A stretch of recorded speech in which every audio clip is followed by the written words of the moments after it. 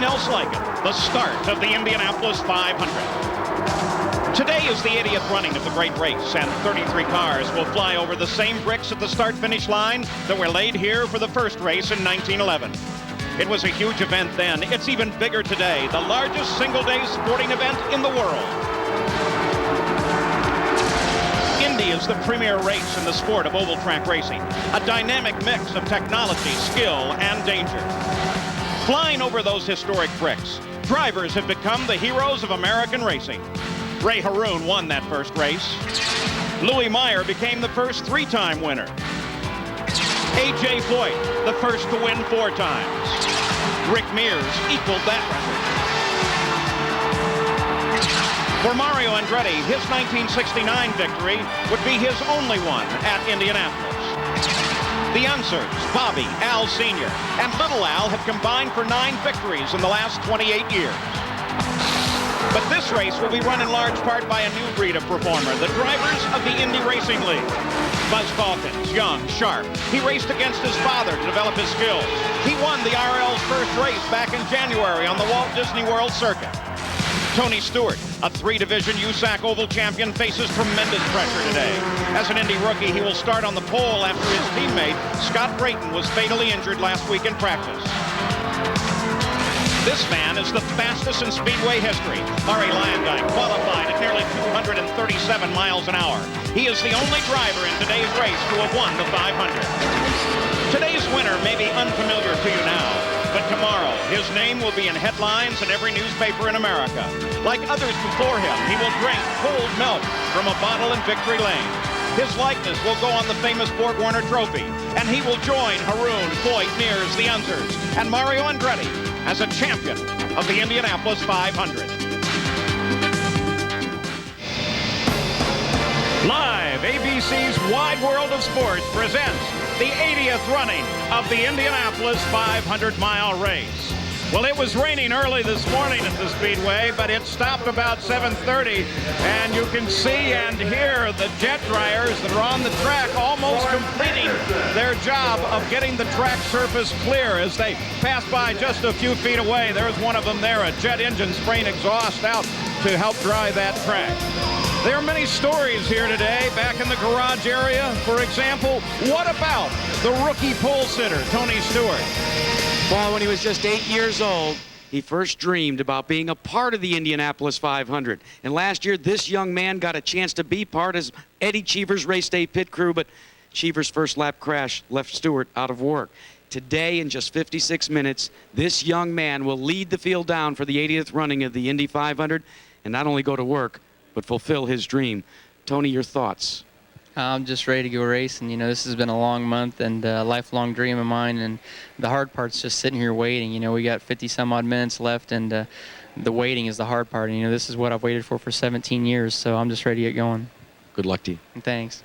In the more than 80-year history of this great race, no one has ever gone faster than this man, Arie Luyendyk. But his record-shattering run in qualifying came on the second day. Consequently, he starts 20th today instead of from the pole. Arie, how apprehensive are you about starting this far back in the field?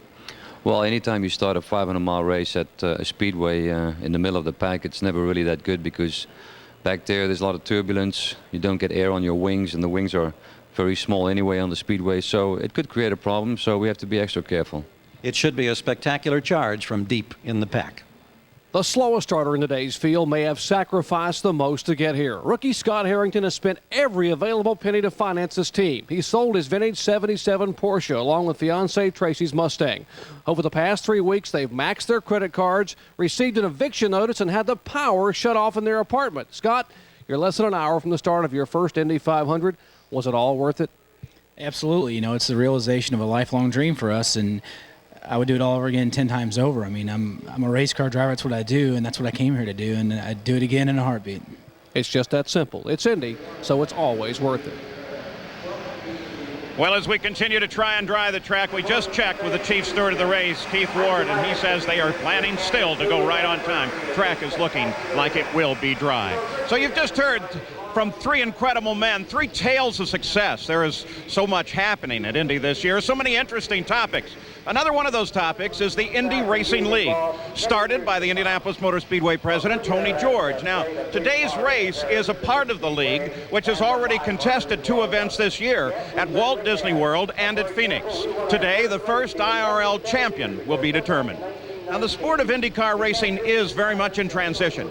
Speedway president Tony George, whose family owns the track, announced the formation of the Indy Racing League with the stated intentions of bringing more opportunity to young drivers and teams by reducing the cost of participation through a series of rule changes and maintaining the heritage of oval track racing.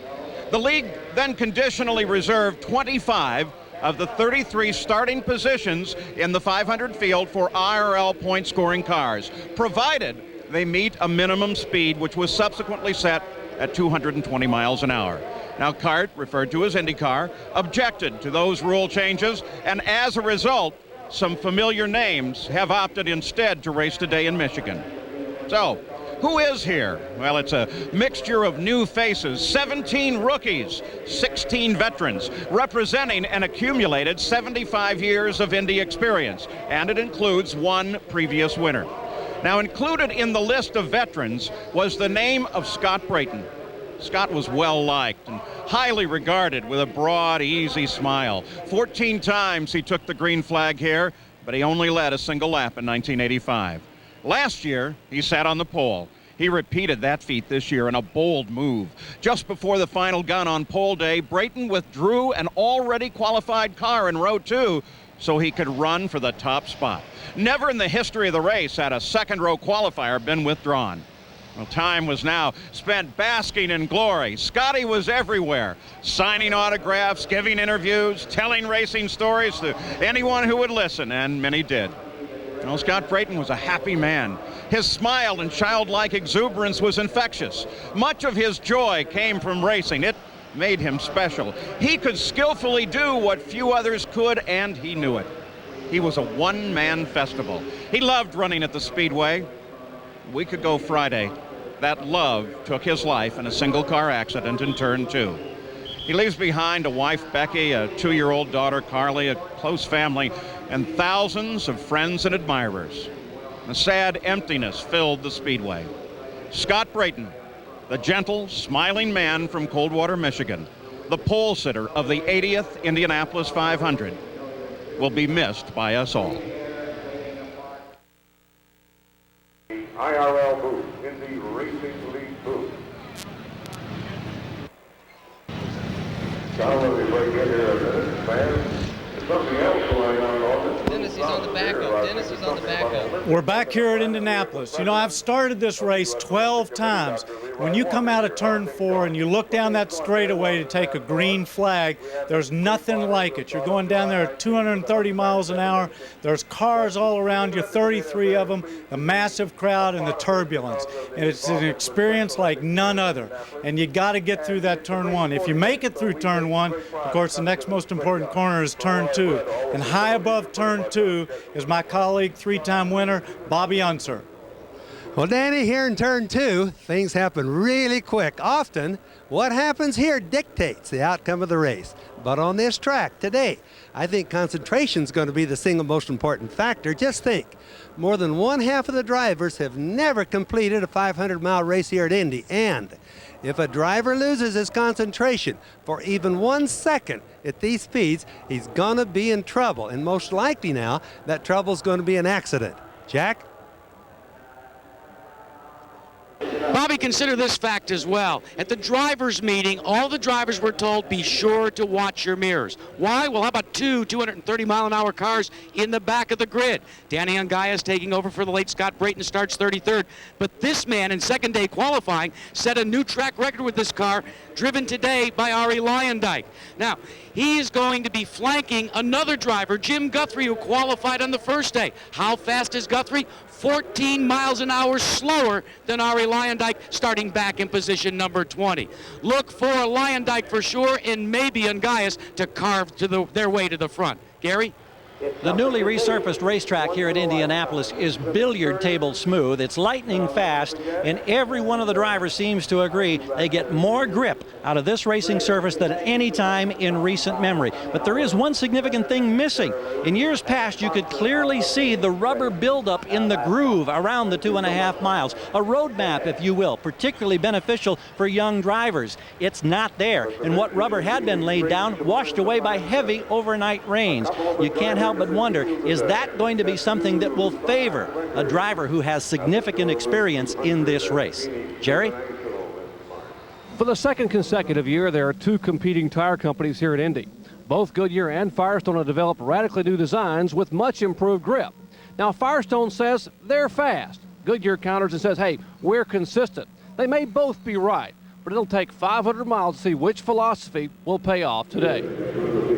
Now let's take a look at the fastest field in the 80-year history of Indy. 89 100ths of a second faster than last year. The speed differential from the fastest to the slowest is 14.8 miles an hour. We'll start our review in the last row. No one has ever won from the 11th row, which has two rookies and a veteran who hasn't raced here in 10 years. That veteran is Danny Ongaias. Danny is the oldest starter at age 54. He's driving the car, qualified on the pole by Scott Brayton. The rules require it start in last place after a driver change. Kentucky's Scott Harrington sold his personal car to make the race. He wrecked one machine, but with another car, he slipped in with just 23 minutes to go. On the short tracks of the Northeast, he's known as 00 Joe. Joe Gosick is from Oswego, New York, where he learned his craft in cars carrying 00. He's won the big three major super modified events. Today, the car number is 43. Moving ahead to row 10, Hidesi Masuda is in his third Indy. He qualified with just 35 laps of practice in a 2-year-old race car. Johnny O'Connell holds a degree in economics from Denison. The last 6 years, Johnny's been a factory driver for Nissan with great success. He's the advanced wave for the Nissan engine program coming to the 500 next year. Fermin Velez is the first Spaniard in the race. At age 17, he became the youngest Spanish go-kart champion. 2 wins have come from his 28th starting place, the furthest back for a 500 win. The 9th row reflects the diversity of the field. Veteran Johnny Parsons Jr. first came here in 1974. He's a Speedway legacy. Johnny's father won Indy in 1950 in a rain-shortened race. The last time the 50-year-old JP drove here was 1986. In 11 races, he's never finished 500 miles. In 72, Brad Murphy was Arizona state champion in bronc riding. All of his 6'1" frame says cowboy. His racing career began in an NHRA funny car, on to Trans Am and Indy Lights. Today, he's in for a wild ride in number 10. If you want your son to drive at Indy, give him a zippy name like Racing Gardner. But it's his middle name that's racing. His full name is Slick Racing Gardner. Outside row 8 is the 24th starting spot. No one has ever won from there. Paul Durant has been racing super modifieds and sprints in the West for a decade. He's just one racing lap in an Indy car, and he's never done a pit stop and never raced with mirrors. Robbie Buell starts 23rd. In 1972, a 6-year-old Robbie was here for his first 500. By 92, he was the Indy Lights champion. Robbie has been commended by Congress for his almost daily work with the Racing for Kids program for sick children. This year, he led at both IRL events. Brazil's Marco Greco is an Indy sophomore. His career began as a 500cc motorcycle racer. A year ago, this man woke up early in the morning to watch the ABC telecast after wrestling a super modified for 150 laps at Oswego Speedway. Joe Gosick, the leader of the short track crowd here. And Joe, how much are the hopes and the dreams of short track racers across America on your shoulders today? Well, there's probably a lot of people watching this race today just because of me, and I appreciate all the people that are behind me throughout the country and the Northeast. This is an incredible feeling to be here, and now today is race day, and I just can't sum it up in even a few words. It's an incredible experience, and I guess it's going to be a lot different when I get out there on the grid and get ready to roll. Indianapolis Motor Speedway officials say this man received more mail, faxes, and phone calls about what he was doing in qualifying than any driver in the 80-year history. Gary? Well, the name Danny Ungais has always been synonymous with speed, and here he is after a 10-year absence from this race, back starting at the tail end of the pack. Danny, you've been out of this type of racing for so long. What are you feeling right now? Normal race morning jitters here. Some butterflies and some anxiety. Any concerns? None whatsoever. He's back. He's always been fast. He's in a fast car, starting from the back of the pack. Paul? And we'll certainly be keeping an eye on him. There is the crowd in the pit area. They're getting ready to roll the cars out onto the racetrack and put them in position for the start. In the most times in the history of the race, 72 times there has been a car 5. 6 times car 5 has won. Last time with Rick Mears, and our partner Danny Sullivan also carried number 5. Today, Arie Luyendyk carries that number. Keeping that in mind as we look at the drivers in the middle of the starting field. The center of the 11 rows of 3 can get very crowded on the start. Row 7 has accounted for 5 different winners. 28-year-old Scott Sharp is outside row 7. His father, Bob, was a great American road racer. In fact, Scott won a championship in a car his dad raced 25 years earlier. Today, the man who nearly won at Phoenix is driving for A.J. Foyt. Arie Luyendyk is the only previous winner in the field. His win is still an Indy race record. This year, the Flying Dutchman set the 1- and 4-lap track records. Unfortunately, his run came on day 2 of time trials, so he is lined up behind first-day qualifiers. Arie won the latest IRL race at Phoenix. New Mexico's Jim Guthrie is a graduate to the IRL from the USAC Formula Ford 2000 series. The race at Phoenix is his only IndyCar run where an accident ended his day. Every position in row 6 has seen winners. Lynn St. James is a veteran of 4 500s and a former Rookie of the Year. Her best finish was 11th in '92. She loves anything daring, like her ride in an Air Force F-16 with the famous Thunderbirds. Upside down. Oh, my God. 3439, Miami Center, roger. All right, nothing to it. She is only the second woman to drive in the race. Janet Guthrie was the first. In the center of the row is John Paul Jr. He won the first race he ever drove and the '83 Michigan 500. This is his 6th Indy. Faces of the Unser family are all over the Borg-Warner Trophy. Will the latest addition be 37-year-old Johnny Unser? His father, the late Jerry Unser, was the first of the clan to race the Brickyard. Johnny's experience extends from a road rally near the Arctic Circle to the 24-hour of Le Mans. 7 of the 79 victories were started in row 5. Outside is rookie Richie Hearn, but like most 500 rookies, Hearn comes here a champion from another series.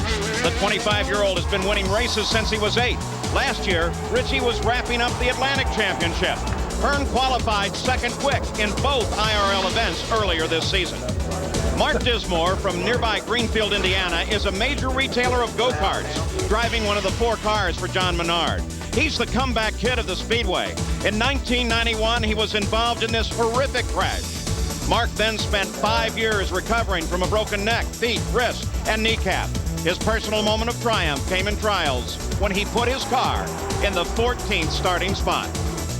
Frenchman Stéphane Grégoire had never been in an Indy car until he took the trophy as the fastest rookie in '93. That was his only Indy, but nevertheless, he managed to lead a single lap.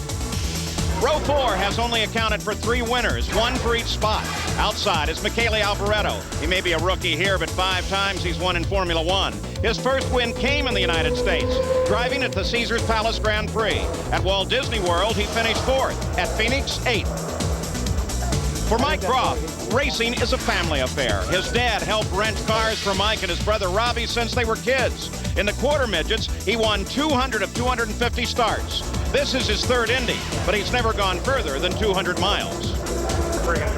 Idaho's Davey Hamilton comes to Indy with years of racing in the sprints and supermodifieds, netting 9 supermodified championships. Today he starts inside the 4th row in the same car Eddie Cheever crashed on lap 1 last year.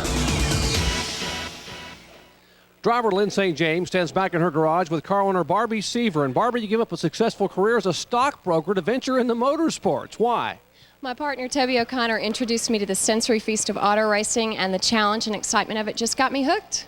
Lynn, how different does this start than the 4 previous ones here? Well, other than having a co-owner that is female and also having a team owner that's female, co-team owner, It really isn't any different. I've got a lot of women behind me. I've always had that, but it's still a race. I got to win it, and my focus is on that clearly. These two truly epitomize the spirit of American women. Gary? Well, 35 different times in his amazing career, this man, A.J. Foyt, strapped himself into a race car, challenged this place for 500 miles, but now he's a car owner, and here's his core of drivers. You got Davey Hamilton and Marco Greco and Scott Sharp all patiently waiting to get out. A.J., what kind of advice have you given this trio? Well, I just told them the race is 500 miles long, and actually you can make all kind of race strategy, but we're going to make it as the race goes on. That seemed to be the best way to do it through the years I've been here.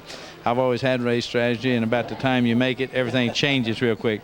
So I've talked to them and just said, you know, you're your own boss out there, and they've got to make the decisions yourself. AJ's won it 4 times. Now he wants to win it the first time as a car owner. Jack?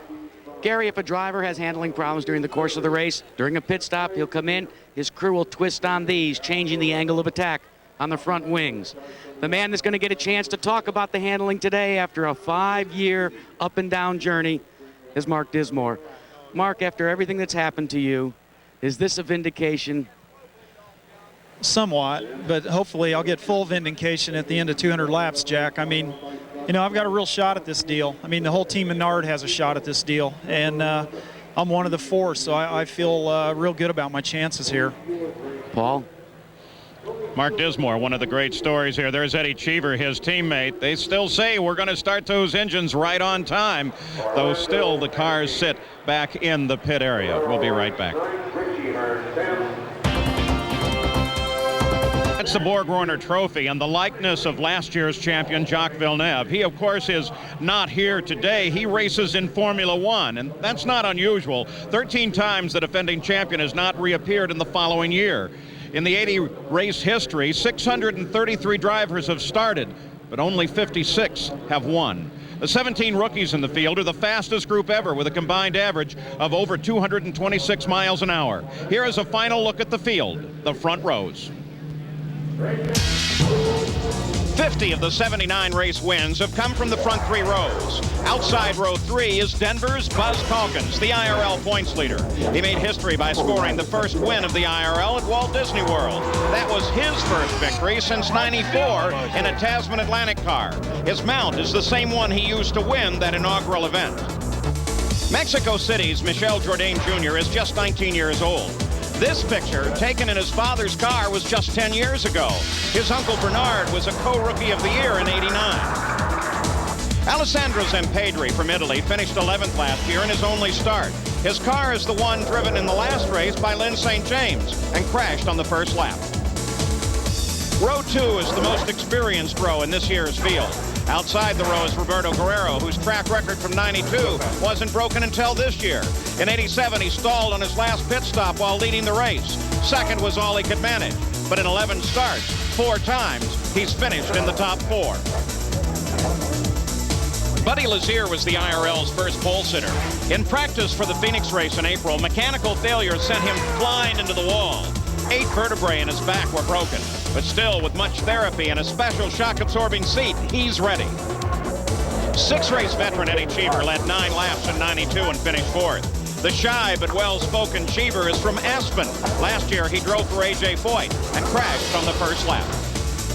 34 race wins have come from the front row. Outside is Chile's Eliseo Salazar, 4th last year in his only 500. In this crash in practice at Orlando, he broke his leg when it was punctured by a suspension part. The 40-year-old sports car veteran exercised constantly to be in shape for today's race. He feels he's in the best starting spot in the field. 10 have won from outside the front row. Davy Jones may not look it, but he's a 4-race veteran at age 31. When he started at the Speedway in 1987, he ran 208 miles an hour as the fastest rookie. Pole sitter Tony Stewart turned 25 last Monday. His 6 years in USAC have been spectacular. Last year, he took the championship in midgets, sprints, and the Silver Crown Series. 15 times, more than any other spot, the race has been won from the pole. But neither of the 2 previous rookie pole sitters were able to take the win. Well, there's Arie Luyendyk, of course, the fastest racer in the field this year. He holds the 1 and the 4-lap record at the Indianapolis 500, and he holds the race record. So He has a lot on the line today and hopes for his second victory. Now, as you can probably tell, they have begun warming up the cars, and they've done it on the pit road. Let's go to Jerry Punch. Well, Paul's still recovering from that injury in Orlando. This driver still needs a cane to walk, but Eliseo Salazar, by your own admission, last year you drove a very conservative race and finished 4th. How will you change your approach or your goals here today? Well, Jerry, I feel that today being on the front row, we have a very good car, so we're going to go for it. You know, it doesn't mean we're going to go too aggressive, but I think we have a very good chance to win the race, so we're going to try to do it. Arie Luyendyk may be the prohibitive favorite, but this guy has to be the sleeper. Gary? In his previous years in the Indy 500, Davy Jones never started any further forward than the 10th row, but here he is today in the middle of row number 1. And Davy, a great starting spot. How do you assess your chances of winning this race? Well, we certainly have everything going for us. You know, all month long, the Delco Electronics Gallus high-tech team has really given me the backings that I need to be competitive, and it certainly shows when we're on the track. You know, I'm not sure. It's been a few days since I've been in the car and at speed, so, you know, naturally I'm going to use the first few laps to just try and feel the balance in the car, and if it's not right, we'll work with it through the pit stops, but we want our strongest at the end. We look forward to watching you run. Have a good one. Thanks, Gary. Let's go to Jack. Gary, right here is the gear shift that Buzz Calkins will use to come up through the gears for the start of this race. Buzz Calkins, class of '93 at the University of Colorado, has brought along a friend, the head football coach for the Colorado Buffaloes, Rick Neuheisel, who will serve on his pit crew. And first of all, Rick, you've been here before, but not as a pit crew member. Never like this. He was on the sideline for our Cotton Bowl. I'm on his sideline today, but I guarantee you I'm more nervous than he was. What about nerves? How important is patience going to be, Buzz? I mean, I think that's everything to this race. You got to take your time and stay out of trouble, especially the first couple laps, but it's 500 miles, and so you got to be there at the end, and staying out of trouble is the big part of that. Paul, a year ago, this man was in Monaco watching a Formula One race.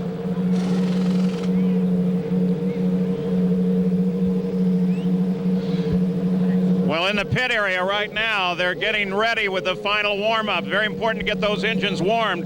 There's Buddy Lazier's car not far behind us, and you can see the crew huddled over it, taking a look at the engine. It's extremely important on these engines to get them warmed up perfectly before they really fire them ready to go racing. And very shortly, they'll be moving the cars out onto the straightaway and line them up ready for the start of the 500. Around toward the green flag. They have just made a track inspection of the track, and from most points of view, it looks like it is in good shape and ready to go as the car makes its way down through the pit area. Let's go to Jerry Punch. Paul, x-rays of this driver's lower spine resemble a shattered shell from a broken egg.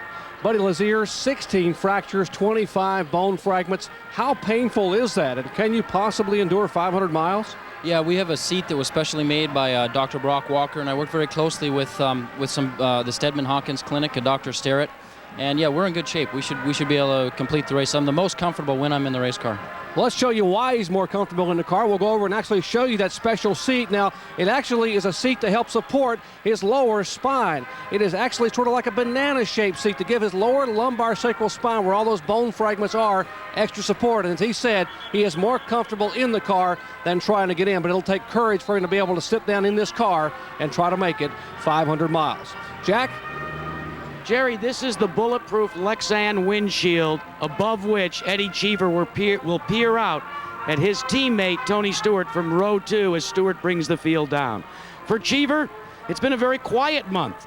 Good speed, but we haven't heard a lot from you. I did that on purpose. The payday is today. I had a very difficult beginning of the season in Orlando and Phoenix with all those accidents, so I just wanted to make sure I qualified well, and it's 500 miles. It's a long way to go. As a driver, with the tumultuous month of May that your entire team has had, how hard has it been to dial all of that out this race day morning? The things that happened to us this month you never actually get rid of. But the Indianapolis 500 is a race that we all prepare for every year, and I think Scott will be doing the same thing that we are all doing here right now. We're trying to make sure that one of us wins the race. So it is difficult, but this is a racer's dream, driving at the best racing circuit in the world in front of I don't know how many hundreds of thousands of people. This is what racing is all about. Paul, Indy is Indy. Well, and now we're getting that much closer to actually starting this race, though we're going to be probably a few minutes late. You can see the very first car, Roberto Guerrero's, has made its appearance out on the front straightaway. The Purdue University All-American Band is out there right now, and many of the other cars that are here in the pit area have already begun to move to their assigned starting positions on the front straightaway here at Indianapolis. The crowd at the same time moving to their seats, so it should be a fantastic day once we get going and if the rains will stay away. So looking ahead to that day, Danny Sullivan, Bobby Unser, starting with Danny, what do you think? Well, Paul, my biggest concern today would be running with these other guys. I don't know them.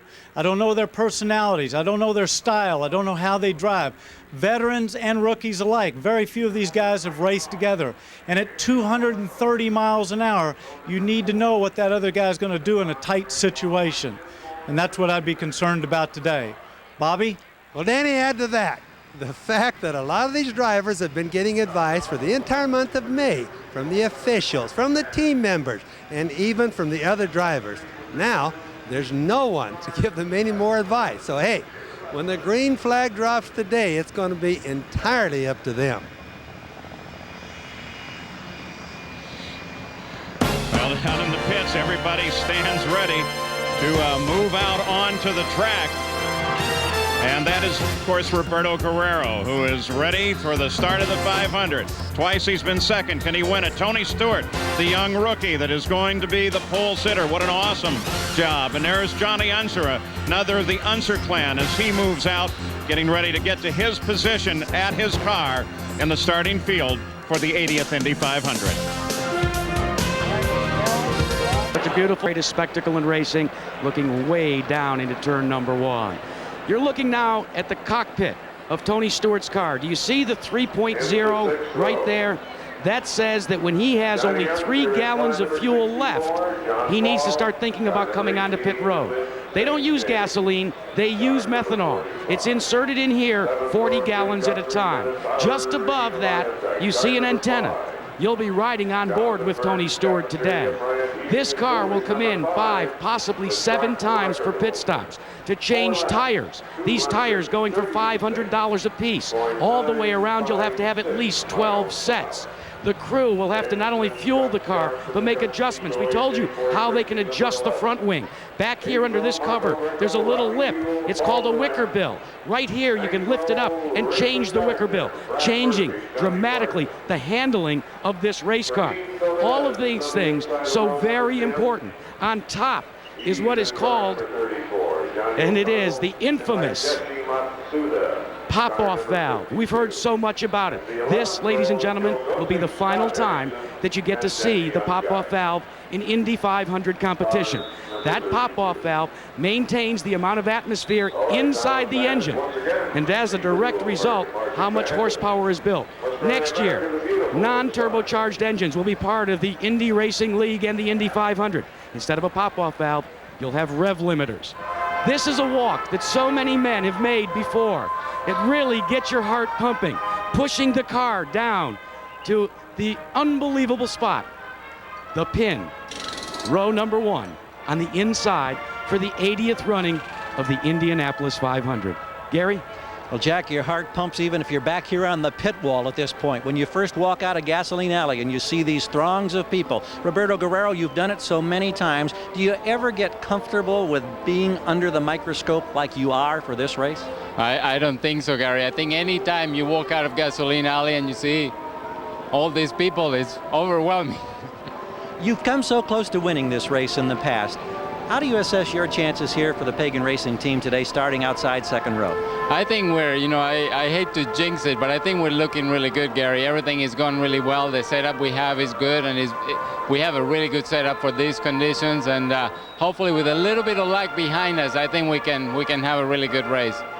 Now, when you come to the racetrack with the Guerrero clan, you always find wife Katie alongside. Katie, a quick word. How are your nerves on a day like this? Is this tough for you to deal with? I'm completely frazzled, but no, I feel really actually confident. The team is great, Roberto's feeling good, and I think we have a good shot at the race today. All right, that's the Pagan Racing team, Roberto and Katie Guerrero. Jack? Gary, you heard Tony Stewart, this man, say this is the walk that he looked forward to since he was 8 years old. Is it as much as you thought it would be? Let's go racing. Let's quit talking about this damn thing. I'm ready to go race. I mean, this is what I've built up to for 17 years, and man, it's a dream come true. I've had so much fun here this morning, and it's about the time that I normally get up every day. So it's everything and more that I've ever wanted it to be, and I'm just ready to get going with it. Dr. Jerry Punch, a little bit of his dirt track background starts to come out in Tony Stewart. Well, indeed, and Mike Groff here, Jack, will start from the middle of row 4. And Mike, the color and the pageantry, the music, the people, I mean, there's no other moment in motorsports or maybe sports that can rival what happens here in these next few minutes. No question. You know, it's a great feeling to be out here running at Indy. I think it's the greatest race in the world, and we're here to beat the racetrack today. We're going to work as hard as we can to make it a good day. Got to be awfully confident knowing that Derek Walker has a lot of experience here. His crew, the Valvoline team, feels very comfortable that you got a great shot at winning it. We really do. You know, the guys on the Valvoline team have done a really super job all month. And, you know, pit stop work has been flawless in practice. I feel really good going into the race. You know, they've done a really great job for us all month, and I think it'll all come right today. People may not remember, but 1992, you played a major role. Didn't drive a lap in the race, but what did you do? I did a lot of standing around that year and watched, unfortunately, and that's not the way I like to do things, and that's why I'm glad to be here. It's the greatest opportunity I've ever had to be with Valvoline, Cummins, and Craftsman. Derek Walker race teams, I think the most experienced team in the field, and we're ready to go. In 1992, this man qualified the car for Scott Goodyear and Derek Walker. And remember, Scott Goodyear came within 43 thousandths of a second of winning the race because Mike Groff qualified it. Maybe this place owes him one. Jack? Jerry, a long time ago when Ray Haroon won this race, all out in this area were bricks. There's only 36 inches of bricks left, and we've come to the high-tech age. You've watched our telecast. You see the speeds and where teams run and where their running order is. Well, do you see this area here that's been cut into the straightaway here at the Indianapolis Motor Speedway? Underneath that is a long wire that triggers onboard computer systems that then feed the information back to a master control area. And instead of paper and pencil, now by computer, we know who's running where. These type of cuts in this super billiard smooth racetrack are located not only on the straightaways, but into the corners, in the middle of the corners. It's very important for the teams as well. We get excited about the speed that we see, but teams are very interested in what it says during practice because a corner speed can be very important, especially at the exit. Gary? Jack, during the course of the race, the heat of the battle, these drivers will make 7, 8 pit stops today over the 500 miles. And something we normally don't get a chance to look at are the markings on pit road. Here in Roberto Guerrero's pit, you see all of these tape marks that have been laid down. This is where they want to position the race car. Here's your left rear. Here's where the fueler hooks up. Here is the left front. Now, right up here in front of that, however, you see this X, and it's written no go. What that means is if the car rolls too far forward, they know that if the wheel is here, their fueling hose from that tank back over here will not reach. They had a problem just like this in the season opening event down at Walt Disney World in Orlando. So now they've got a well-defined mark. If the front wheel gets here, they know they've got to push him back. They get him behind this line. That fueling hose over there will reach. They can go through the ritual of getting the 40 gallons of methanol on board and then getting back out on the racetrack. Jack? Well, the crowd here surrounding the pole winner's car. There's one thing that nobody wants to see on these cars, but you will see on many of them. Right here. Our lost friend who crashed here, and for Scotty Brayton, not only do we miss you, but all the drivers here love you. Paul? Certainly a lot of thoughts about Scott Brayton here today, but we look forward to the start of the race. We'll return to the Speedway after this message and a word from our ABC stations.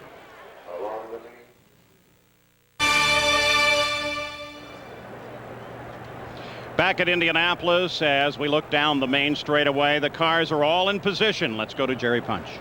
Well, Johnny Unser, you start this race as a rookie, 37 years of age, and it has to be a special moment coming to Indianapolis Motor Speedway for you. Yeah, it is. You know, it means a whole lot to me to be out here and be able to run, and we're just looking forward to having a good, smooth race and, you know, and continuing on. A close call on carburation day. You spun the car, got into the wall. How badly was it hurt, and are you concerned at all about not getting back on the track? Well, you know, I wish I could have run, but, you know, I think the guys have done a good job. The car's just like new, and we're going back with our original setup, so I'll have to feel it out the first couple of laps, you know, and see where we are. and then we'll work on it on every stop. So, you know, I'm pretty confident with the car right now. Johnny, we'll let you move toward the car. Good luck to you. Thanks a lot. As you watch Johnny Unser move away, it's appropriate that a track so steeped in history and heritage would welcome another Unser to the starting field.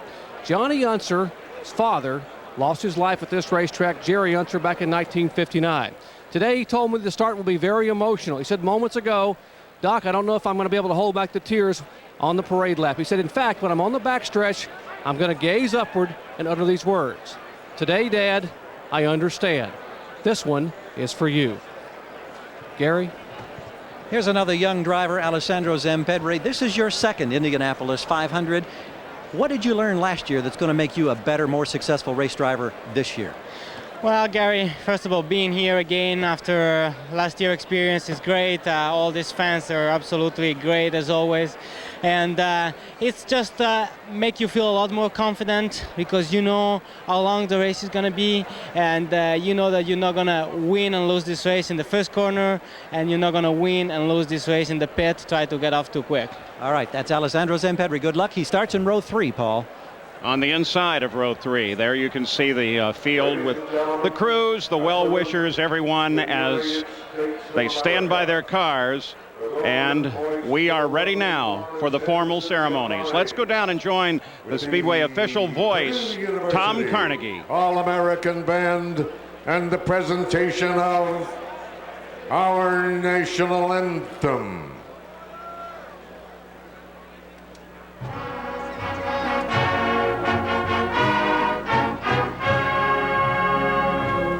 Oh, say, can you see by the dawn's early light what so proudly we hailed at the twilight's last gleaming, whose broad stripes and bright stars through the perilous fight for the ramparts we watched were so gallantly streaming, and the rocket's red glare, the bombs bursting in air, gave proof through the night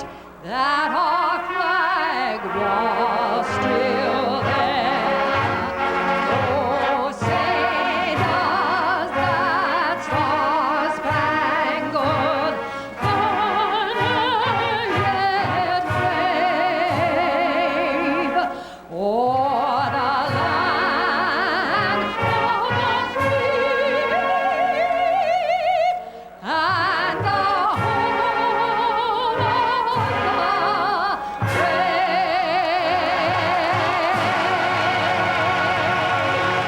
Florence Henderson and the Purdue Band.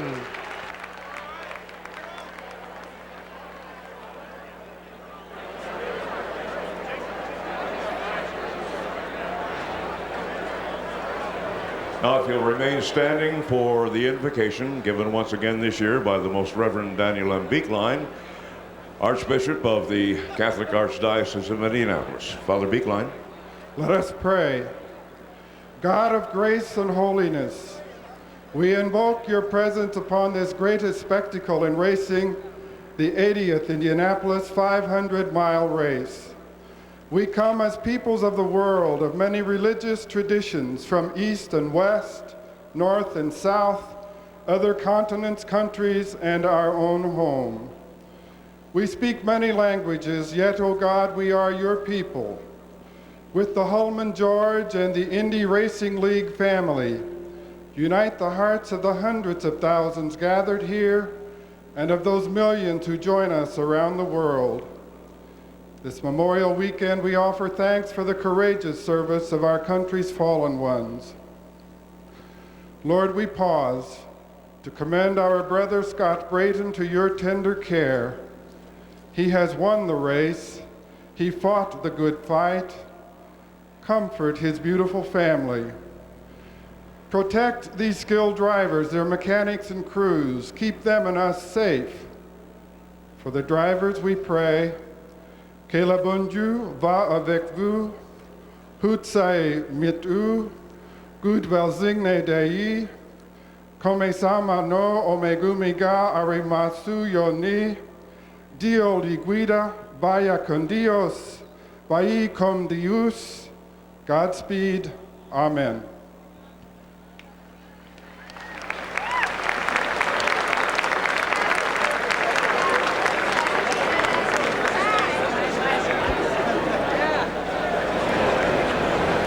I'd ask you to please remain standing.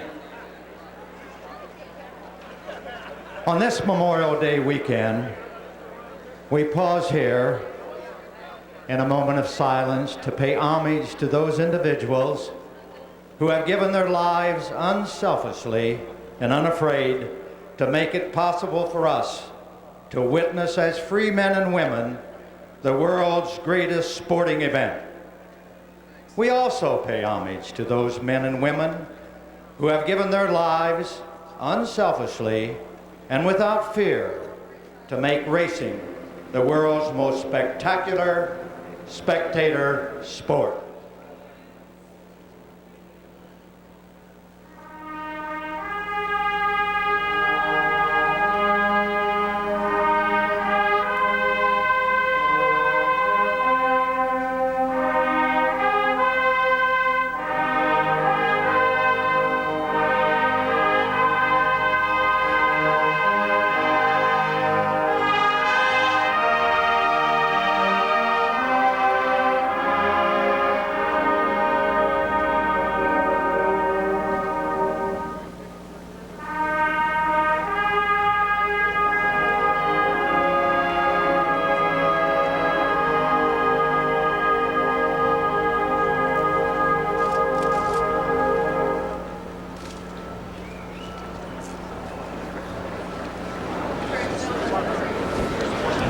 Race fans, nothing can match the tradition of the Indy 500. And here's a tradition that goes back 50 years.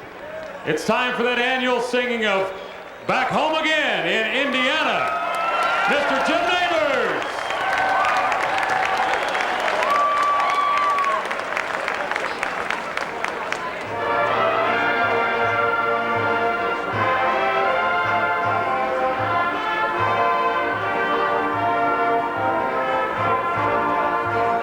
Back home again in Indiana, and it seems that I can see the gleaming candlelight still burning bright through the sycamores for me.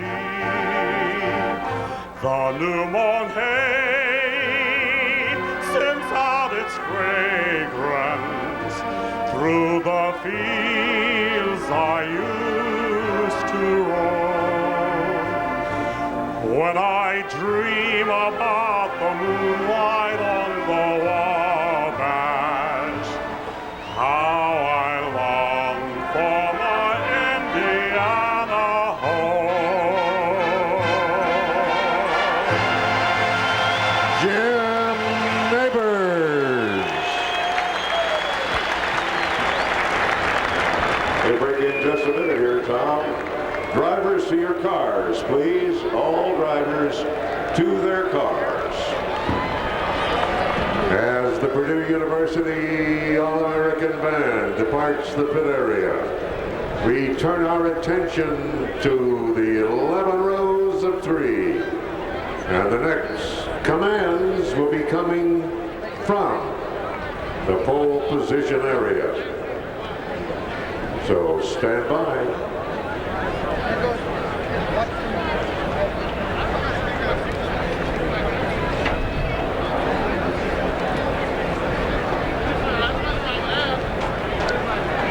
Arie Luyendyk sits in his mid-pack position, fastest car, fastest driver in the field. Tony Stewart, Davy Jones, Eliseo Salazar in that front row. We are just a few moments away now from hearing those famous John Paul Jr. as they strap him to his cockpit, and that job kind of a final goodbye, Danny. Well, it is. That's usually your crew chief that's doing that. He's the last guy to talk to you, see him, wishing him congratulations, good luck, and all that. He wants him to finish. Mrs. Mary Fendry Allman. Okay.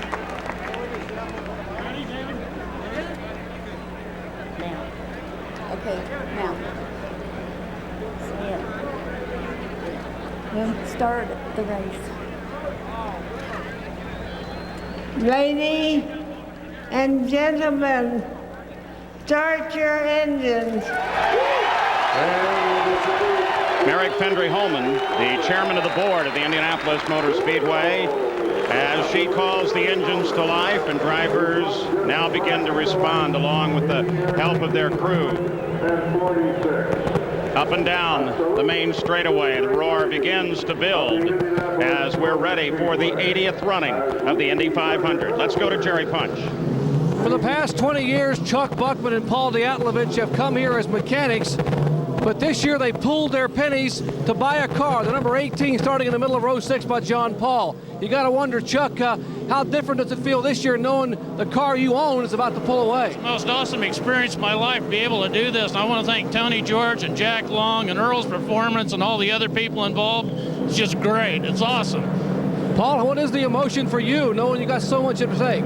Well, it's a great day. I mean, it's what the IRL's all about. I mean, it's put people like us with a talented driver like John Paul, put some good sponsors like Earl's Performance Products, Andy Clements with V-Line, the Crown Plaza Hotel, and just one other person I want to say thanks. Thanks, Ralph. Well, their team is called PDM Motorsports. PDM stands for Poor Dumb Mechanics. Hey, let's go to Gary. I don't believe that for a moment. Here's Andy Evans. He set a record this year. He's got 7 cars in this race, and the amazing thing is this is your first time to experience all this at Indianapolis. What are you feeling right now? Gary, I'm living my dream. When I was a boy in Fresno, California, I grew up with the Vukovich family. Rick Mears was in Bakersfield. This is the Indy 500. It's the sacrifice. It's the commitment. It's the ultimate sacrifice that Scotty Brayton paid this month, but that's what Indy 500 is all about. All right, have a great day, Andy. Thank you. Thank you very much. Jack, Gary, this man has been here before, having cars on the front row. John Menard, does it ever change the feeling? Not a bit. I got butterflies in my stomach, my heart's pounding, and it's just as exciting as ever. Now we may have had a first, ladies and gentlemen. I understand that maybe all of the motors have been shut off. Might have been a little bit premature because it was my understanding that USAC hadn't completed their inspection and the Speedway gave a cue at the wrong time. So many firsts this year. Now for the first time in 80 years, it's gentlemen, start your engines. Let's turn them off for a couple of minutes. We're rewriting the book all the time. I've never heard gentlemen stop your engines, so this is a new one. We have to see what's going on. I hope it's not a long delay because we're all ready to race. You had an opportunity under closed door session to talk to your crew, your drivers. Can you let us in on some of what you said? I told them we're going to have to rock and roll and do this one for Scott. Paul, that's about all that can be said right now. They've restarted the motors, though, so we're going racing. Well, that is a first. They started, then they stopped, then they started again. But, Danny, does that create any concerns for the crews? Oh, I don't think so. I mean, if they'd had any problems, but they quickly got them going back. They weren't shut off for long enough. It was probably more of a concern of what happened and are we going to have a 1-minute delay or 10 or 15 minute. But obviously everybody's now back. I see all the crews down there. They got their hands up. Everybody's ready to go. So started and restarted at the Speedway. Stephane Gregoire closest to you. As the crews still stand ready and waiting, see the hand in the air. That tells everybody at the front of the field that their car is set, fired, driver strapped in and ready to go. Well, I'm looking down there at Ari Lyondike's car. They look like they're doing a little last-minute adjustment to a seatbelt that I can't really tell. The crew chief is down into the car.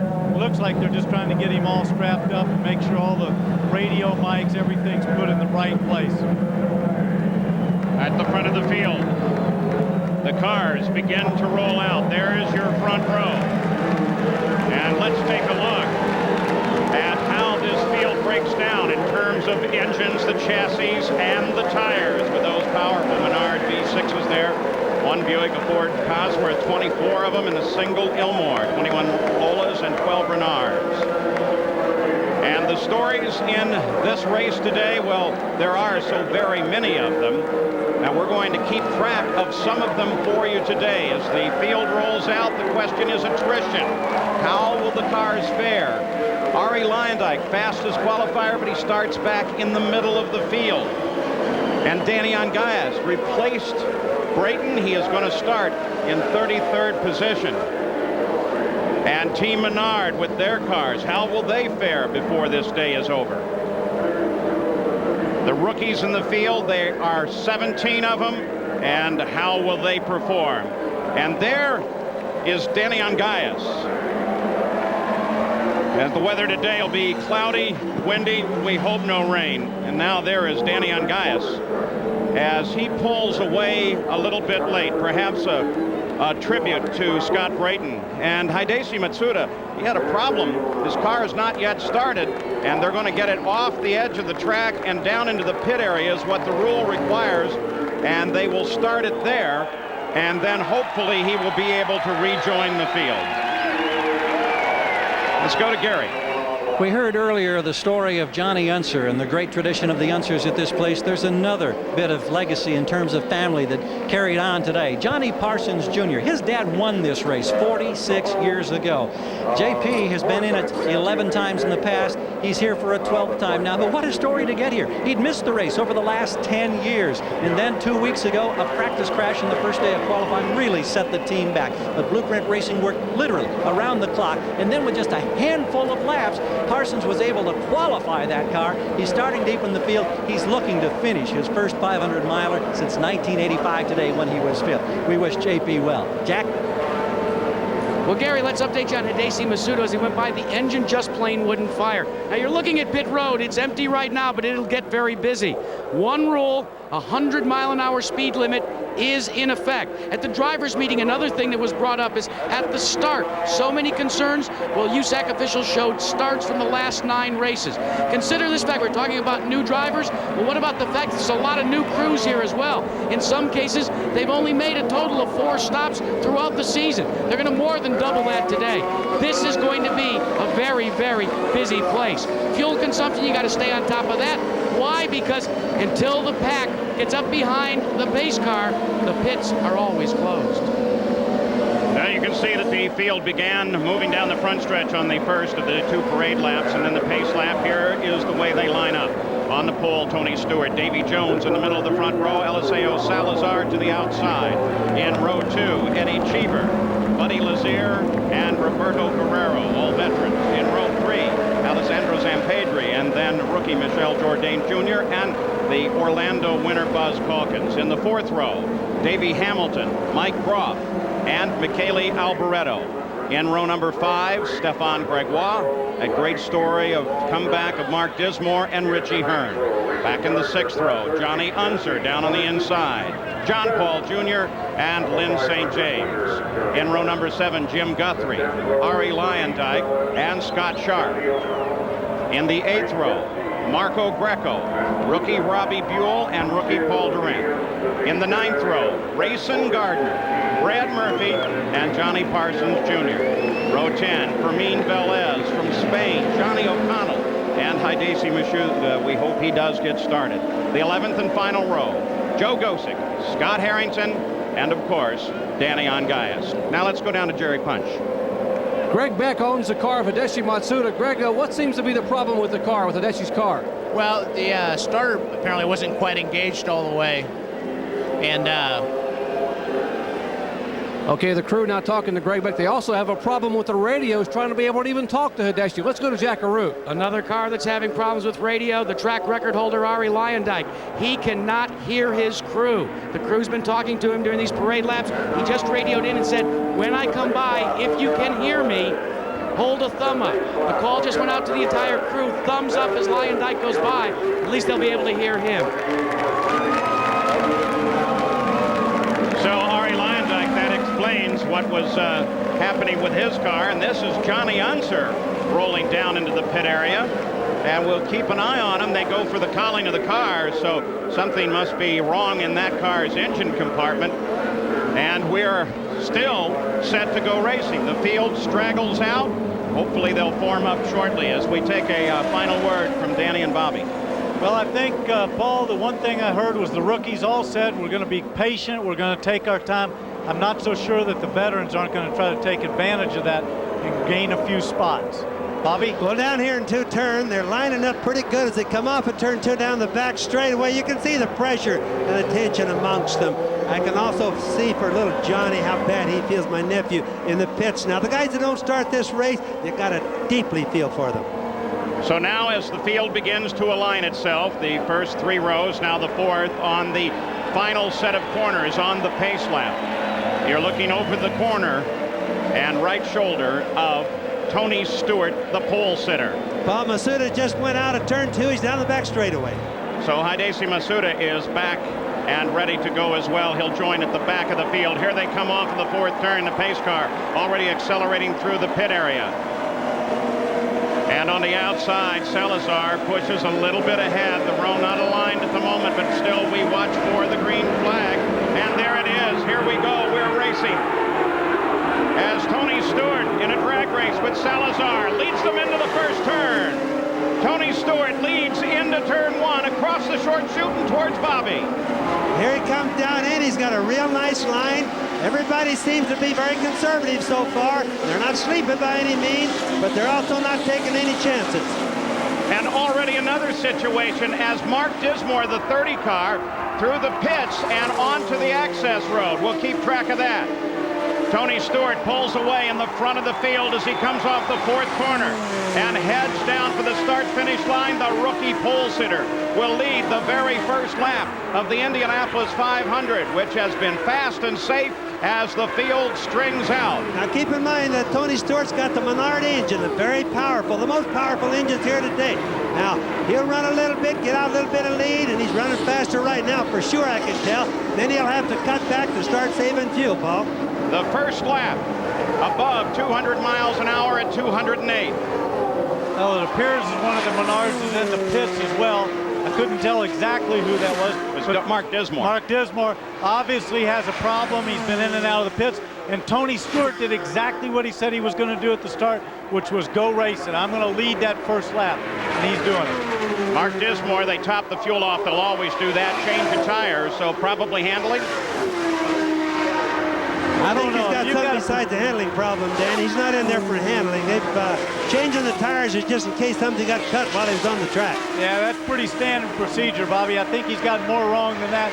He was actually in before the green flag, so I would assume something was a problem. And I think we've got a yellow flag. Yellow flag out right now, and they've called it because of debris on the track, and that will slow the field down. There's Roberto Guerrero as he was chasing Davy Jones just before the yellow came out. So there's the way they line up. 2 laps complete at Indy, and we're yellow for debris.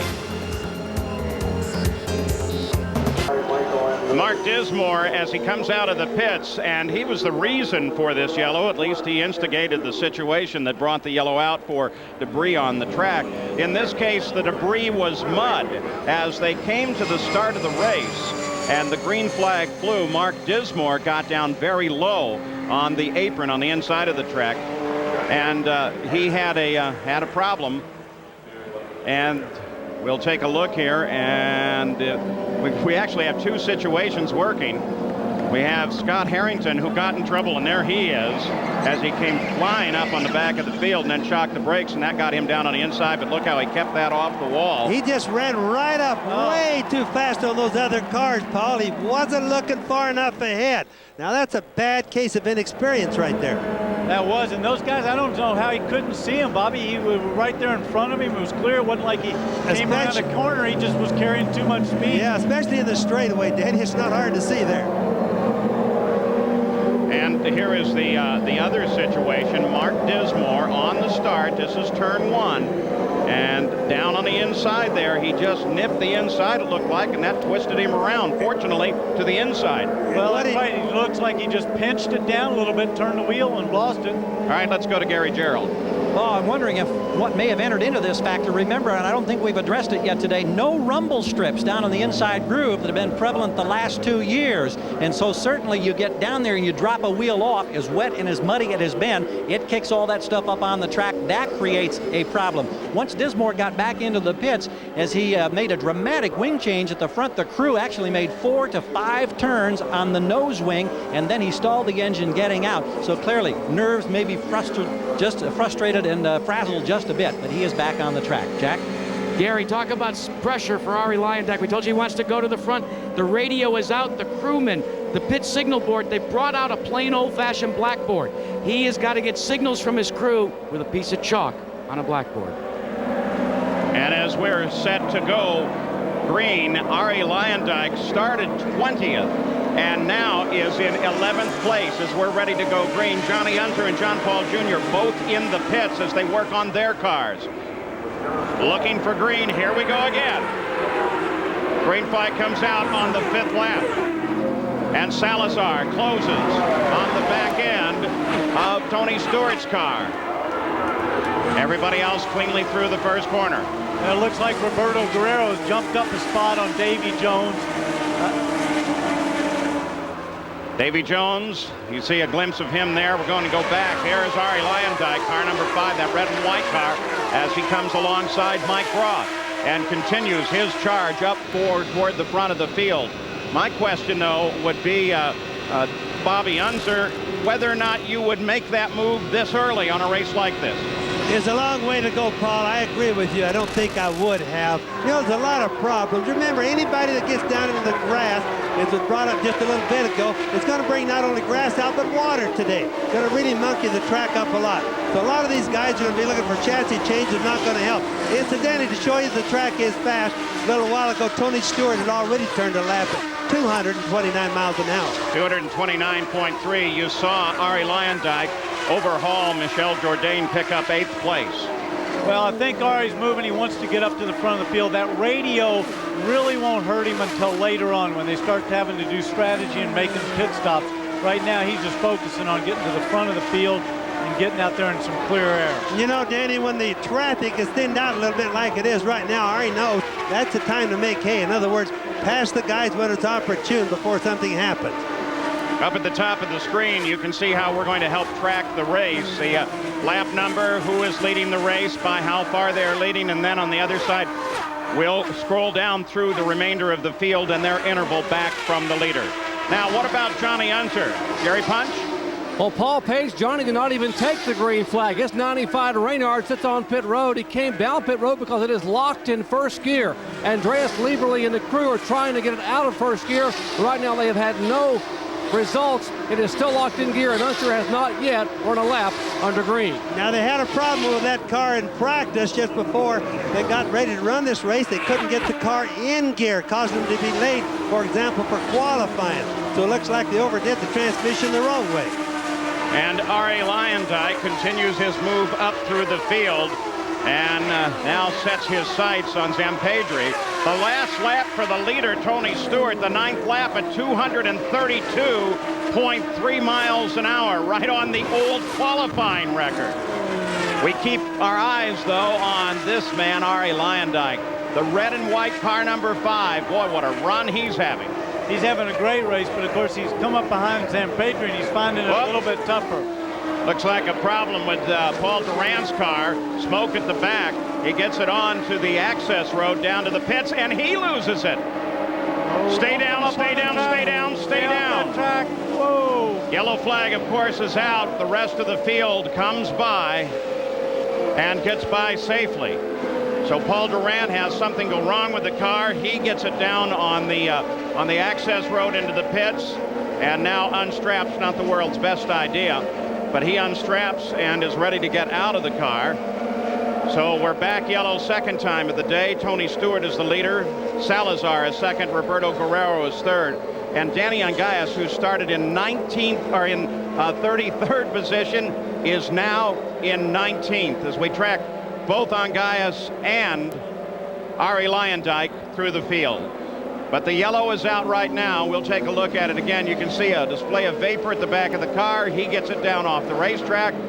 But then He just loses it on the pit road. So we are yellow, and Paul Durant has his problems and has climbed out of the cockpit. 11 laps of the 200 are now complete. Well, we're looking at Paul Durant's car as he comes down the pit lane. He's clearly got a problem. Now, as you see the car go forward just a little bit, stop right there, just under this part right here.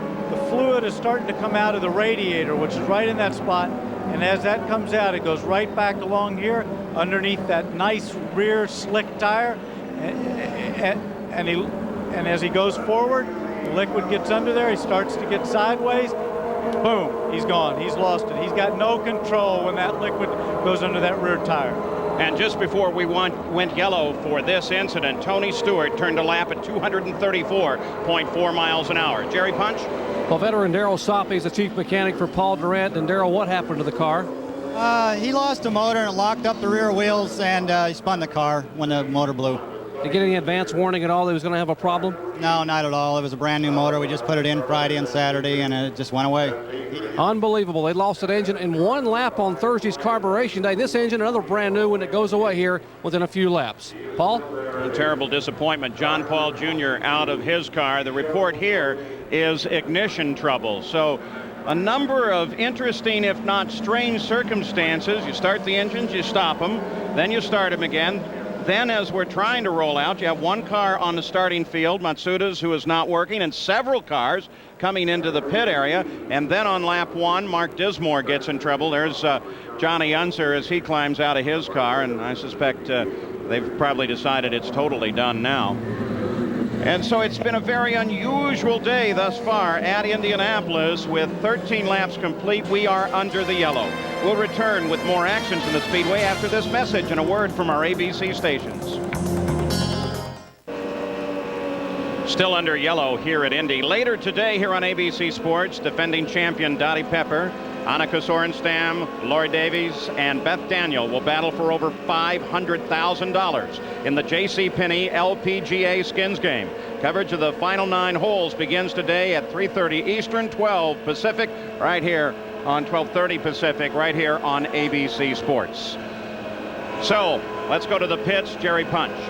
Well, rookie Johnny Unser did not even get to take the green flag. And Johnny, we were told that it was a gearbox problem. What exactly happened? I guess the shift fork broke and got into all the gears. When I went out on the pace lap, kept popping out of first gear, and you know, I tried to get it to stay in and try to shift through the gears to see if the forks would line up, and evidently, I don't know what happened, but something was screwed up in there and broke all the, you know, it broke the other gears or something in there. It's a mess. Was this related at all to what happened on Thursday, them having to put the car back together in the last day or two?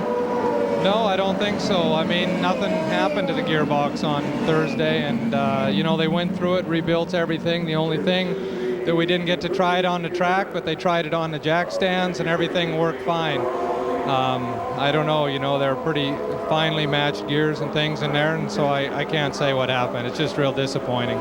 Somehow this doesn't seem fair. Gary? Another disappointed driver, John Paul Jr., quickly before they're ready to go green. What was the problem for you?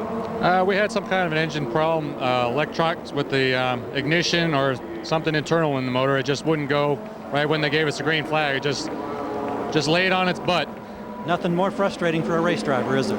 Well, it's very disappointing. You know, the team did a tremendous job all month. The car has been really hooked up. You know, we really thought we had a good race car today and don't get a chance to show it. Ready to go green. Thank you, John. Paul?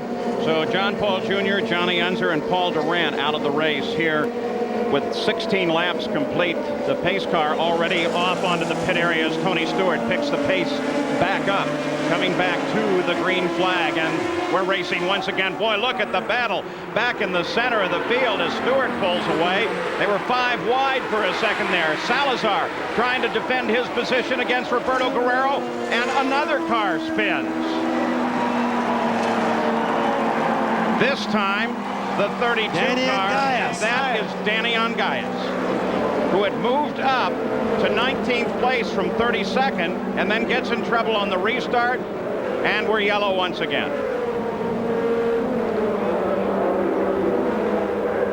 This is looking at it I don't know what happened high there, in the but groove. he just looked like maybe he just stood on the gas too hard and turned that car sideways. He just busted the rear tires loose, Danny, just as you thought there, and came around. The lucky part of it is he was going awful slow, which means it's easy to break the rear tires loose, but by the same token, he didn't go fast enough to get out and hit the wall.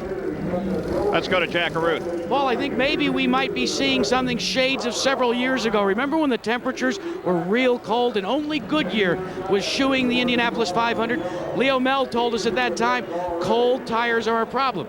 The radios chatter back and forth between teams, both for Firestone and Goodyear today, so far as it under cold tire conditions, these cars are very loose. In fact, Mark Dismore radioed into his crew that he thought that might have accounted for him getting into the dirt.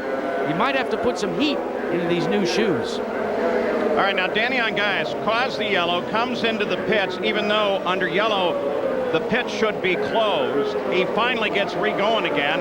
We're going to check on that and make sure that this stop in the pits was one he could, in fact, legally make. We'll be right back. We're back at Indianapolis. The yellow is still on. We're on lap 19. Danny Ongais, we mentioned, came into the pits, Danny, after causing the yellow. Right, and I've got a question to you guys over there, Bobby and Jack. You know, I did that 92 race when you're talking about it being so cool. I didn't feel that this morning. Of course, I'm up here in a comfortable booth, you know, with the heater on. But is it as cold as it was in 1992? Negative, Danny. It really isn't bad out here. It's pretty nice, in fact. The only thing that would make the track be too cold under normal thermostatic tire condition would be the fact that the sun is not beating on it. But I think it's beautiful weather. In fact, I don't know when I've ever seen it any better. Well, the field works their way behind the pace car through the second turn, and Kerry Agajanian of the Indy Racing League has joined us here in the booth. And Kerry, as we look at this, there is the yellow light on as we see Danny Ongais heading to the pits. Now, what is the rule? Well, the rule is that once the yellow light up here at the end of the pit starts flashing, it is closed.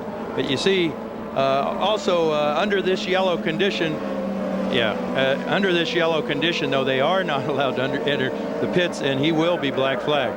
So he will be brought in, yes, stopped, and then head out. Yes, stop and go. So the question to you is, so actually, isn't it correct? The minute it goes yellow, the second, the millisecond it goes yellow, the pits are closed. Is that correct? Yeah, that's correct. Kerry, my question would be, the yellow light was not on in the pits until he was into the pits. Yeah. So how could that mean it closed if the yellow light wasn't on? I can now help this. They've just changed their mind, Kerry. So since you walked down to our booth in your defense, as we go back to green flag racing once again, Kerry Agajanian, thank you very much for coming down. I'm sorry they changed it after you left. Okay, no problem.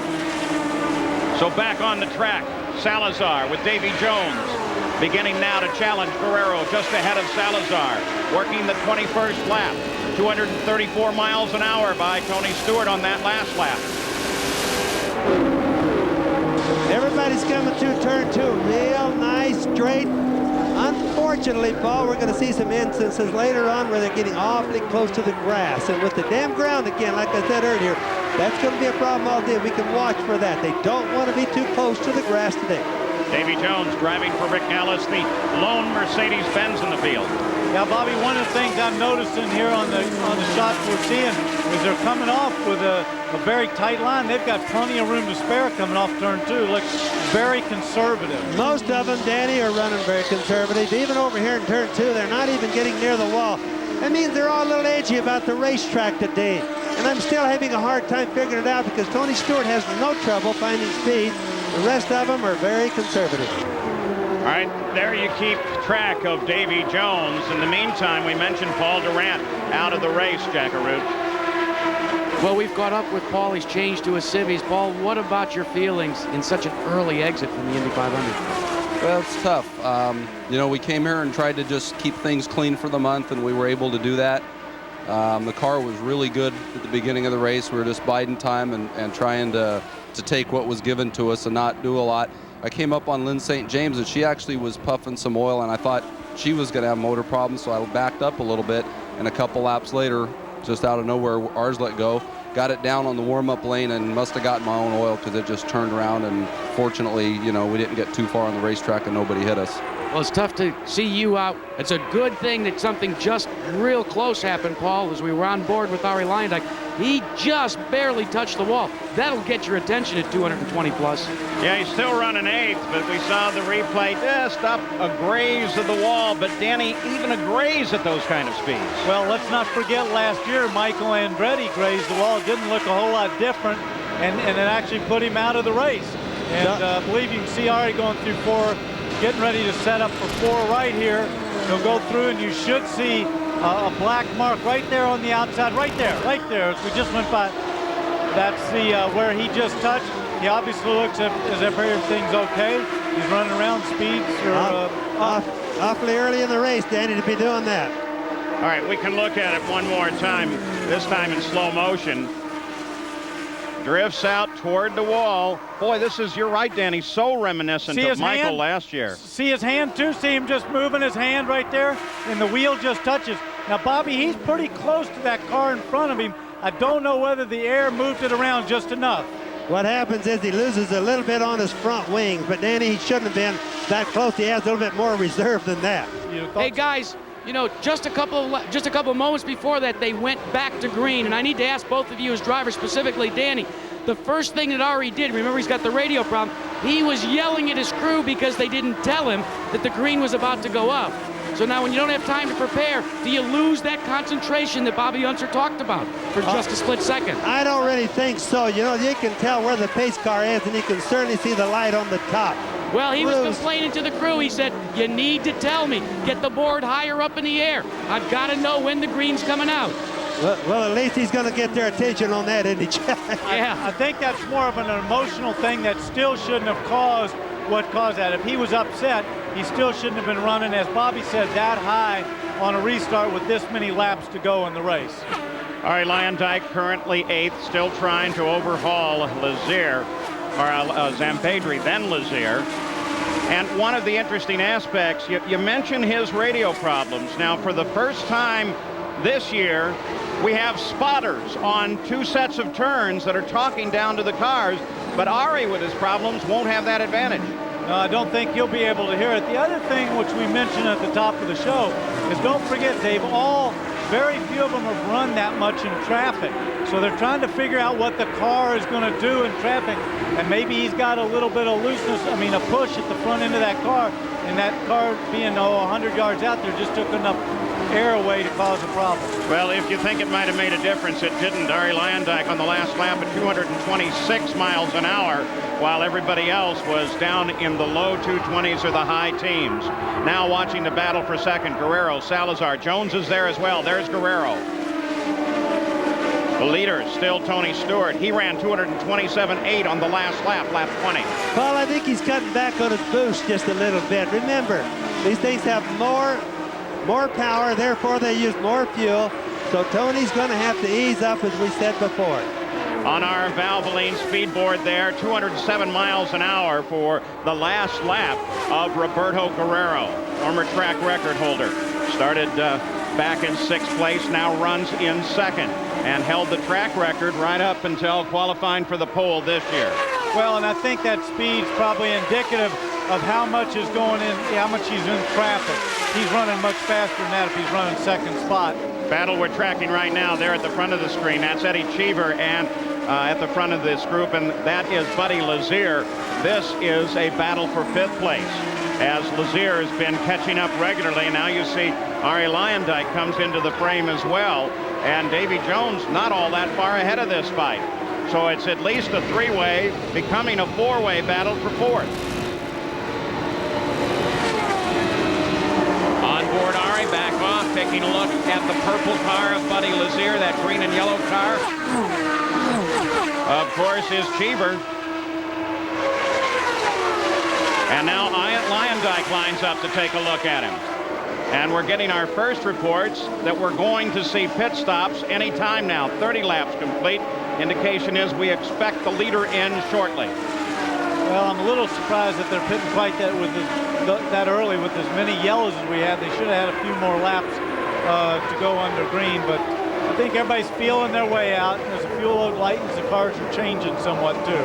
Eddie Cheever on the pit road. Remember, the speed limit is 100 miles an hour there.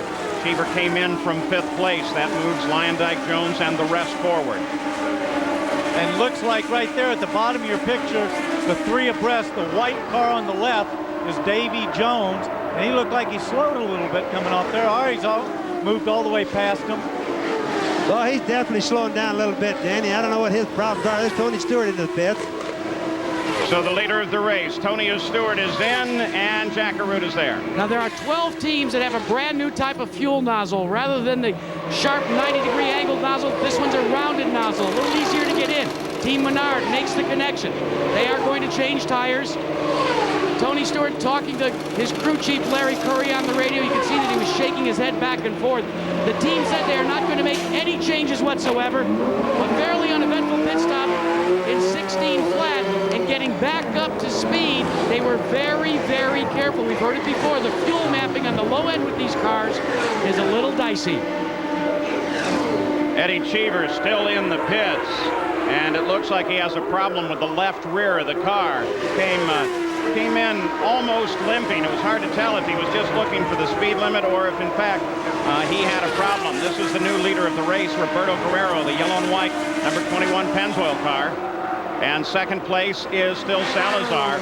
So Guerrero has been able to move forward. At the same time, with the pit stops, Buddy Lazier has moved into 3rd place. And here is Eddie Cheever as he begins to roll back out and come up to speed. Now let's keep in mind that Roberto Guerrero right there in the 21 car, yellow and white, he's got a Cosworth engine in that thing, going to get better mileage than the Menard engine. Now, as the race goes on, we have to kind of follow this because it'll tell us how the pit stops are working and why.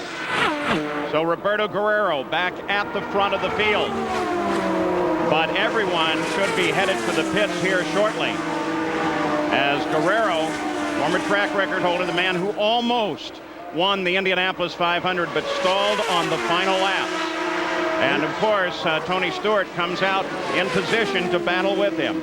And also remember, if everybody wonders, did Tony Stewart come in too early? Well, the reason that it's risky to come in too early is hypothetically if it went yellow right now, Tony Stewart would have been hurt because he came in under the green. So you always want to go as long as you can so you can look for the yellow flags. Now, when Tony Stewart, Danny, came out of the pits, you saw him. He actually came out ahead of Guerrero, but very wisely stayed wide in the corner and let his speed build up carefully. Well, that's right. He's got new tires on and his fuel load's heavy. He's got it maxed out. He's got to get out there. He didn't have the speed that Roberto had, and Roberto quite smartly got by him. He wants to run in that clear air. There's Eliseo Salazar in the pits, but he moved past him, and now he's tucked right up there behind Guerrero. He'll probably make a run past him again. Now you can forget Guerrero's got a pit here a few laps. And which is exactly what Stewart knows. Now you can look at Salazar's car just before they dropped him off the jacks to go out. They lowered the right front wing down just 1/2 of a turn, which is a very minor adjustment, saying they want the front end to be a little tighter. Just the opposite of what we've seen with some of the cars spinning out today early on. All right, so Tony Stewart has made his stop. And, of course, Roberto Guerrero and Buddy Lazier has not yet stopped. Neither one of those cars have, so they lead the race, and then everyone else is making their stops and beginning to fall now behind the lead of the race. This is the first time that Guerrero has led since 1987, Gary Gerald. The pit stop for Eliseo Salazar, Paul, was sensational. 12.2, and I went and double-checked to make sure they got a full 40 gallons in. They said, yes, we did. The guy that was so impressive as a rookie last year is off to a terrific start. And remember, we were wondering if they were spread too thin with 7 cars for this Team Scandia. Very impressive first stop for Salazar. So with his top stop, Tony Stewart falls back through the field and sits down now in 12th place, but at 229 miles an hour the last lap. And it looks like Roberto Guerrero is slowing to come into the pits. It's time for him. He's got to slow it down there. Now, by the time he crosses that white line right there, he's got to be down. Right there, he's got to be down at 100 miles an hour. And they said they're not going to give him any fudge factor. It can't be 101 or 102, 100 miles an hour. Jack? Well, Danny, Roberto Guerrero now has to find his marks at over 100 miles an hour after traveling twice that speed. The crew waves him in. It's kind of like coming in and finding your marks as an actor. He's done it before and does it very, very well. John Barnes, calling the shots from the other side of pit wall, said no major changes, no chassis adjustments, just try and clean the radiator inlets out just a little bit, make sure there's no debris. Now they're using an older system, vent system, for their fuel, and they are up and away in 17.1. John Barnes, that was a terrific stop for you guys. A great stop. Yeah, it was great. We'll see what happens. Yeah, but John Barnes has a good crew. He does a real good job. But interesting in comparison with the Salazar stop, 5 seconds faster. Yeah, 5 seconds, don't forget, there's about 500 yards on the track. And Bobby, something interesting, Guerrero went out there with stickers on those tires. Those are brand new tires. Yes, So, you know, that shows, Danny, maybe the thermostatic problem isn't nearly as bad as we wondered about early on, doesn't it? it does, but the one other thing that shows to me is that they don't have all their tires scrubbed in as well. Let's go to Jack. Well, Larry Lyondike, they are making major chassis adjustments going down a full turn on the front wing. They're having a problem on the right rear. They had a problem finishing off the lug nut. They've completed it. This is a long stop. And remember, guys, all those positions he gained under green flag conditions, they just went away under a green flag stop. So Arie Luyendyk makes his stop. He's back into the fight. Buddy Lazier is the leader of the race. He has just completed the 40th lap. Arie Luyendyk was in second when he went in, but he will fall back. And we wait now only for the stop of Buddy Lazier. With the first round of pit stops complete, there is your leader. That's Tony Stewart. He's been running when he's free at over 226 miles an hour, well faster than most of the field. Now, this is the 51st year a Goodyear blimp has flown over the Indianapolis 500, and today it's the Goodyear blimp, the Spirit of Akron, helping give you great coverage shots of the Indy 500. Guerrero is in second, Salazar is third, Lazier dropped to fourth. Now, what about that story of the rookies in this 500-mile race field? How have they fared thus far as we've just crossed over the 100th mile? Well, you take a look at them. Stewart's fine. Jourdain dropping. Calkins dropping. Looks like they're being careful. I think they're being careful, but of course this is after the first stop. They were probably really cautious in that first stop, just to get on the marks, not speed, anything like that. And we have seen some rather varied times while we were away. Buddy Lazier's stop for 20.9 seconds as the leader of the race. And that brought him out way down in the order. He came out in fourth, so he lost 3 positions while in the pits. And they were struggling with the left rear of the car. This is Eliseo Salazar. And we're going to go back and take a look for Arie Luyendyk. Red and white number 5. Luyendyk, there he is, lies in 5th place. Just moving out. Something interesting from those first stops was Stewart, who took on a full fuel load. He had stopped on lap 31. Lazier stopped on lap 41. That means over the course of the race that Stewart's going to have to pit 2 more times than Lazier. They certainly pitted Stewart too early, I think, Danny. You think that was a conservative stop? I think it was them worrying about it and way too conservative, and maybe their electronics aren't transmitting to the pits and telling them where the fuel or what the fuel usage has been. Or Bobby, do you think that possibly they had everything, the boost turned up everything maximum, and was, you know, he ran those laps, he actually ran a 2:34 lap, that maybe he just used up more than everybody else? Still too much fuel even at those kind of speeds, I think, Danny. Well, race controls now reporting, and this is not a big surprise, Racing Gardner with a name like that. He might speed in the pits. He has. He's going to get a black flag stop-and-go penalty. Johnny O'Connell, the white 75 car, slows and heads down into the pit area. And you see Michele Alboreto, who, there he is, the 33 car. He is very slow into the pits. Let's check in with Jerry Punch. Guys, I'm with Rick Campbell, Goodyear's chief engineer. And Rick, what is the tire wear situation? I understand Davy Jones may have had a right rear wearing a little bit. Yeah, I think that's to be expected this part of the race. We have a very green racetrack we're dealing with. And I think a lot of it's dependent on car balance and driver preference. most of the guys that we've seen are having very good success with the optional tire that they qualified on, and they're going back to it on the second stop. So I think most of the changes you're seeing are more a result of handling than it is a tire wear issue. All right, most of the Goodyear guys staying with the optional tire. Let's go to Gary Gerald. We're in the pit of Michele Alboreto, who started 12th. He's sliding backwards, and what started out as a gearbox problem, losing 6th gear, is now complicating itself. It's working its way through the gearbox. The car has just rolled in here, and now they've shut the engine down. We expect that they're going to work and try to change gears and get him out. This is going to be a long, costly stop for Michele Alboreto. Let's go to Jack. Well, before we go to Jack, this is Johnny the 16th car of Johnny here. Parsons Jr. Exactly, Bobby. Looks like he had an engine let go, and as a result of this, they've gone yellow. He stayed up fairly high on the racetrack when the engine let go. He's down low now. Jack Arute? Well, Paul, this is Larry Curry. As that caution came out, I was about to ask him. Wait a minute, first let's get a report here. Stu says he's 4 laps from the scheduled pitch, and he pit when the pit's open. Yes.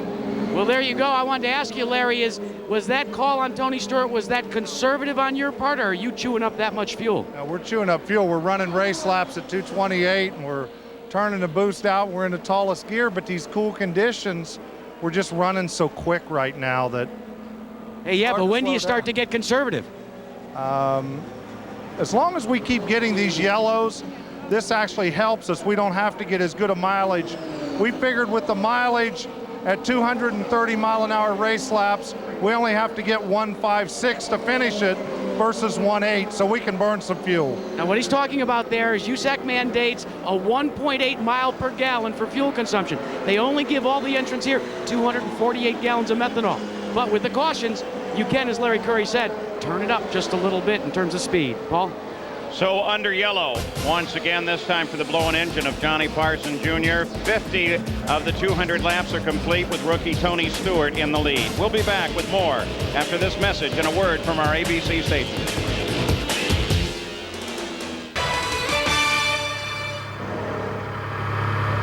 Well, we're still under yellow in the 80th Indianapolis 500. Here is the Valvoline race summary after 50 laps. The leader, of course, was Tony Stewart. He's averaging 152.7 miles an hour, well off the record pace set by Arie Luyendyk at 185. But we've been punctuated with cautions throughout the day. You can see the breakout on the cautions there. And, of course, we're still under the yellow flag here at the Speedway. So we have the cars out of race, and that's Johnny Unser and then Paul Durant, John Paul Jr., and most likely we'll see Johnny Parsons' name added to that list. Tonight on ABC, following America's Funniest Home Videos and Lois and Clark, Susan Lucci and Barry Bostwick star in the erotic thriller Between Love and Hate on the Sunday Night Movie. And tomorrow night, Peter Falk stars in a Columbo mystery movie, Columbo Goes Undercover. Then the all-new AFI salute to Clint Eastwood with the biggest names in Hollywood. It's all new tomorrow night here on ABC. Jack Arute? Well, Paul, let's update you on Arie Luyendyk. You documented that one time he hit the wall, just smacked it a little bit. Well, guess what? Just a couple of laps ago under green flag conditions, he smacked the wall again ever so slightly. They were concerned about tires. Everything seems to be okay, but here's what's wrong with Arie's car. Consider this the nose of Arie's car and the rear of Arie's car. When he goes into a corner, as he turns the car, instead of it turning this way, it's going this way right out to the wall. Now you call that a push condition or understeer. Now remember in the last stop, they did turn on the front wing. According to his crew chief, Bruce McCandless, they got to do some more wing turning next pit stop to get the looseness out. I mean, the push out. Either that, Jack, or put a little bit more stagger in the tires would help it. Gary? Well, different kinds of problems for Eddie Cheever, who started inside in the second row, started 4th. He slipped back and on the first stop had a problem on a spindle that cost him. He was very emotional, very upset, according to the crew on the radio. What they've tried to do with the second stop is get him calmed down. They're not too concerned, even though they slid all the way down to the 21st position, because they say we were running laps at 230 miles per hour. If you can get that in that rhythm, he may be able to get up through the field. Jerry? 51-year-old Johnny Parsons just stepped out of his 93 Lola. And Johnny, it was a short day for you. What happened? Unfortunately, something got in the radiator and cooked the engine, and that took us out. But, you know, the Electech Firestone car was just handling real good. We want to thank National City for getting on board at the last minute. Car felt good, Jerry. At the beginning, it was a little loose. So Billy Bignotti put a little more wicker on it, and I think we were right there, you know, staying on the same lap as the leaders. And that's not bad, you know, and I'm sure we would have had a good finish. That's Johnny Parsons as Tony Stewart makes his way on the pit road, Paul. Yep, still under the yellow, Tony Stewart coming down, Jack. Well, remember, we heard the conversation with Larry Curry. They were going to bring him in 4 laps. This is a normal pit stop, the luxury of the caution. Now, what's great about this, guys, is you can be very certain about what you're doing. Make sure all the jobs are done completely. Now, listen to the car as it goes out. See how deliberate that sound is? They want to make sure that everything's absolutely perfect on the exit. Let's all keep in mind, too, that the Menards have problems getting out of the pits, I'm sorry. And you can hear his not running as good like as the Cosworth might. They have problems because they run really lean when they leave the pits. So Tony Stewart tops off. We'll take a look at the full field rundown with Tony Stewart, the rookie, at the top of the field, and that's the entire rundown. That was after 53 laps. Now we're under yellow, though. The field is now fairly well gathered up as you look through the entire 33-car list, with, of course, 4 cars now being listed out of the field. And we anticipate that pace car will be going back up to speed and heading for the pit shortly. Mike Groff has been reporting problems with his pop-off valve, and Johnny O'Connell came to a stop on the pit road as well during the last few minutes, and so we'll keep track of both of those for you. What about Eliseo Salazar? What a nice stop the first one was, Gary Gerald. Second one, Paul, didn't go nearly as well, but they had the luxury of yellow flag conditions. Remember the first one at 12-2, terrific time. The second time he came in, Dick Simon, who's on the radio with Salazar, said, we're in the window, we're positioned, the car's working great. The only problem was stalled the engine this time on trying to get out. But with the yellow, he only slipped down on the pylon, Paul, to the number 8 position. So Salazar still very much a factor. Jerry?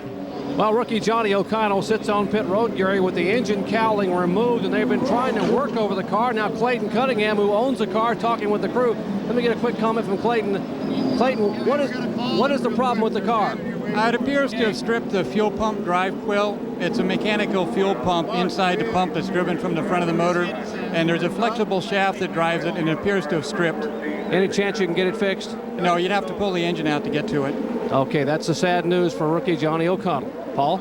Well, that is sad news as well. Johnny O'Connell with a major problem out of the run. Guy that worked so hard to get in here, came in here 3rd in the IRL points.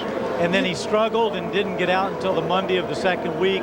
Fought to get some sponsorships, and he was working 12-hour days on the phone. Finally got out, and to have something like this happen, that's really frustrating, not only for him, but also his crew. Those fuel pumps are down in the front of the engine where they have an awful lot of heat. Even though the alcohol, the methanol, as Jack mentions, it cools everything off, they still have an awful lot of heat. Every time you shut them off, it's in a compressed area down there where the heat doesn't get dissipated.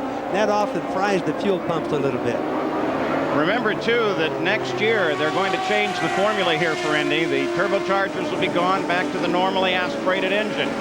As they go green once again, Wayne Sweeney, the starter here in his 17th year, he'll retire after this. So we get a look at the leader of the race, Roberto Guerrero. There he is in the middle of the traffic, and looking back, Lyondike and Lazier battle for second place. Lyondike, for the moment, has it, but Lazier's got a little clear run off the corner. Lazier back into second. Lyondike to 3rd. Tony Stewart is 4th in this run, and Stefan Gregoire is 5th, followed by Zampedri, Jones, and Salazar. But the battle is at 2nd. Well, that Lyondike really woke that Lazier up. That buddy really took off. They came through turn 2. It was a flat-out race, Paul. I'll tell you what, Buddy Lazier made a great move there. He just didn't give up. And I think we see there, too, Bobby, how much grip this track has. He just hung right in there, went right around the corner with him, and never lost an inch. The tires and the track, that's where all the speed, or most of the speed, has come from this year, and it's just fabulous. When you can see 2 cars that can run side by side, like those two did, Buddy, Lazier and Lyondike, that's awesome here, Danny. It was, and Bobby, also on the outside, when they went in there, they were actually 3 abreast. There was a slower car that they were lapping. That was some pretty exciting racing going into turn 1 this early in the race. So Tony Stewart has come up to try and challenge Arie Lyondike. They've been having to deal with traffic, but you saw at one point Stewart was almost alongside, almost past. Lyondike held him off. Now here comes Stewart continuing to make the challenge. Bobby, did you see how that slower car moved over there for Tony Stewart? I never seemed to get that when I was racing. No, Danny, you always hope for it, but didn't happen very often. But I think, no, he wasn't really going that fast. But I think what happens is these rookies, we've had so many of them this year, they've had more instruction than they used to have in our day. 59 laps complete. You ride on the front now, the fourth place car. Tony Stewart, the rookie pole sitter here. There is Buddy Lazier. He runs in second place, trying to run down the leader, Roberto Guerrero. 59 laps, that means we're well underway here. It started the day with rain at Indianapolis, but they got started a little bit late, but started nonetheless. And right now, the good news is the sky looks like it is clearing. Lyondike gets caught down low in turn one. Stewart closes in on the back. Well, I think I spoke too soon. That guy didn't move over Ferrari, and that was some pretty close racing. These guys are all having to go out there right now. You know, it's very difficult for a guy being lapped here. I've only been that way a couple of times in my life at this racetrack, but you know, when you have fast cars in front of you and fast cars behind you and you're getting lapped, it's really difficult to watch both ends at one time. Bobby, you got to be real careful. We got records on all your laps here, pal. Yeah. So now, as we continue to watch this battle, Gary Gerould has Michele Alboreto out of the race. Michele, we know you had problems with the gearbox. Once you lost sixth gear, it just got progressively worse. What were the conditions like? Were you ever able to race fully effectively today? Yes, unfortunately, I started quite well. I was in the first part of the race just to control the situation, and I lost the sixth gear after 15 laps, 20 laps. And then the gearbox became even worse and worse, and I lost all the gears now, so there is nothing to do. But the condition side is very good. Everybody making a good job at the start, and everything is fine. Thank you. Continuing to track Ari Lyondike there in the box in the upper right-hand corner. That's Stefan Gregoire. Was the fastest rookie when he came here. And he has had a nice run. Started 13th up to 5th, but now obviously there's some serious trouble there. I think what we ought to look at now, too, is that Ari and Tony have gotten through the traffic, and now we'll see what who's got the speed, because they're out there pretty much by themselves, and we'll see how these guys shape up. Of course, there's Ari going through our screen right now, and Tony Stewart is right behind him. But you know, I talked to Buddy Lazier last night before the sun went down, and Buddy was really not going to attempt or not going to put a lot of effort in trying to lead the race. He would like to have run second or third, putting a lot more attention to winning the race rather than leading. And as we check our Valvoline speed chart, we see the laps that Tony Stewart has been reeling off, and they have been very impressive. 232.9 for Ari Lyondike on the last lap. Roberto Guerrero, the leader in traffic, 224.8. Now, we saw Stefan Gregoire in the pits a few moments ago. Jerry Punch, what's his status? Paul, it's a coil pack on top of the engine. Apparently one of the coils has melted. I just looked at the car a moment ago. It looks like it's been a fire on top of the engine. So much heat. The coil, both coils, as a matter of fact, have completely melted. I'll have to disassemble the coil pack, replace that, and he should be able to go back out. On the last lap, Ari Lyondike at 232.9 miles an hour as he continues to chase Buddy Lazier. Well, I guess that understeer that he was having and those adjustments they made in the pits, I guess they're getting it a little bit more right. Wouldn't you think, Bobby? Yes, he definitely have. He's handling very good. And remember, he's running behind Buddy Lazier there in the purple car. Ron Hamilgarn's car. He's getting dirty air back there, so he's got the worst of the deal. Buddy, of course, is running in clean air. He can run kind of where he wants, and he's going to run a little bit where he makes sure he gives him dirty air behind. Well, there's going to be some dirty air, but he also yanks him down those two straightaways by breaking that air for him, and that toe helps Ari a little bit. You can see right there the gap behind him. There was no Tony Stewart in that gap, so Ari's obviously pulling away. Looks like his car's handling awful well. That's a deal of fuel. Tony Stewart, everything we watch today, as long as he stays in this race, will be predicated on fuel consumption. I don't know what that was, Bobby, but did you see his hand going down like he shifted up to a taller gear? He might be pulling a lot of RPM, being behind Lazier, and he looked like he shifted it into sixth there. Yes, and that's another thing we'll mention to the folks, that everybody in this race has two gears, one for like an overdrive and one for speed. And Bobby, they'll do those Bobby, that's exactly what they started. Tony Stewart's team talked about having what they called a cruise gear when they weren't in traffic. They wanted to maintain a certain RPM. So in 6th gear, there's one gear set up when he's out in clean air, and then in the 5th gear, there's another setup that he can run when he's in the draft. Remember the day before qualifying, Tony Stewart caught a draft when he was in that high gear, and he blew the motor. That's so they right. got to go back and forth, but that's one of their strategies here. Right on, Jack. And remember, 5th gear, the one that turns the most RPM, their go gear, that uses more fuel. Well, one thing I've noticed here too, guys, is that Arie Luyendyk seems to be shifting up and down as he goes down the straightaway some way, but he's really not making any ground on Buddy Lazier. They're now turning about the same time, but he's not right up behind him, is he, Bobby? No, and then it's what you said. It's easy to get that draft to move up. It's a lot harder to pass because the air gets more turbulent as he gets closer. But with this battle, Roberto Guerrero's lead has been whittling down. Buddy Lazier is very definitely catching him.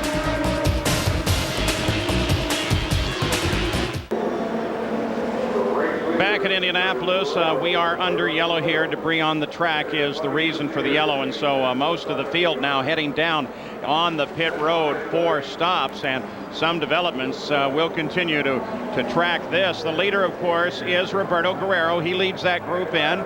Buddy Lazier second, Arie Luyendyk third. They are all right in order there.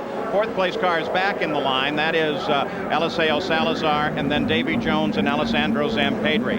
So we watch Luyendyk. This is going to be the time, Paul, this is going to be the time to see how good the pit crews are right now. Let's see who's first out. They all came in together. Let's go to Jack. Well, as Roberto Guerrero gets his service, so does Tony Stewart. Now, Tony had a little bit of a problem just before the yellow flag came out. They've been adjusting on the boost pressure just a bit, and it leads me to believe they might be trying to conserve fuel. But what happened, according to the engineer, is that Tony may have gone the wrong way and literally popped the valve off. And that caution allowed him to get it back reseated. Larry, we understand that maybe Tony had actually popped the valve, and that caution was fortuitous for you because you could get it reseated, right? Yeah, we wasn't sure. You know, we heard it, but all the vitals looked good, and so we decided that we'd go ahead and take advantage of the caution, which seems to be fine. And boy, what a drama we have in Roberto Guerrero. The stop went long. They reseated the fuel several times. Finally, they got him rolling out. Then he stalled the car, reminiscent of a previous race, and now he's rolling. And Paul, I've also got to mention that contest that I talked about when they all came in the pits together. The Ron Himmelgarn, Ron Dawes, the chief mechanic, beat everybody else with Buddy Lazier's car out. Now that's the kind of pit stops I like to see. A car stopped on the circuit. Looks like Scott Harrington in the 44 exactly car. Who it is. Remember, he had his problems earlier in the day, and he just wants to get going. Now, well, we'll keep track of him. Don't forget that Saturday, ABC's Professional Bowlers Tour will roll into Connecticut for the Greater Hartford Open. And the top stars of the PGA Tour meet at Jack's Place for one of golf's premier events. Join us for the Memorial Tournament sponsored by Dean Witter. That's Saturday here on ABC Sports. So under yet another yellow, and this is the 5th of the day. A number of interesting circumstances developing. We saw the stopped car of Scott Harrington, and we saw the problems for Roberto Guerrero. So let's take a look at how we update the stories that we mentioned right at the start of the race to you. First of all, there was that question of attrition. Well, that doesn't seem to be abnormal in any sense of the word. The attrition about where we expected it to be. Arie Luyendyk's second fastest qualifier carved his way through that field. Been up at the front now third. Danny Angayas, well, he's 33rd, had problems in his day, back up to 13th place after starting in 33rd. And Team Menard, look at their cars. Interesting combinations, but Stewart still very much in the fight. Let's go down to we take a look at the rookies. 17 started, 6 are in the top 15, so the rookies doing very well. Let's go to Jack Arute. Paul, remember we've been talking about the 12 teams that have the brand new type of fueling nozzle? Well, here it is, and the way it works, you have to push it in, turn it, and push it again. That's the problem when Roberto Guerrero stopped. They pushed it in, they didn't get it turned, couldn't get it seated. They didn't get the fuel in the amount of time they were supposed to. They had a problem. Once again, this yellow was for debris. There was a piece of a pit board on the front stretch. They were also looking at the back. And so we're under yellow now with 71 laps complete. Still under yellow at Indianapolis. Davy Jones becomes the 4th leader today, following in the line of Stuart Lazier, Roberto Guerrero. Buddy Lazier, of course, is driving with fractured vertebrae, and he has that special seat. Then Tony Stewart, the rookie. Eliseo Salazar, veteran here. Alessandro Zampedri and Ari Luyendyk. Those are the top 6 in the field, still under the yellow.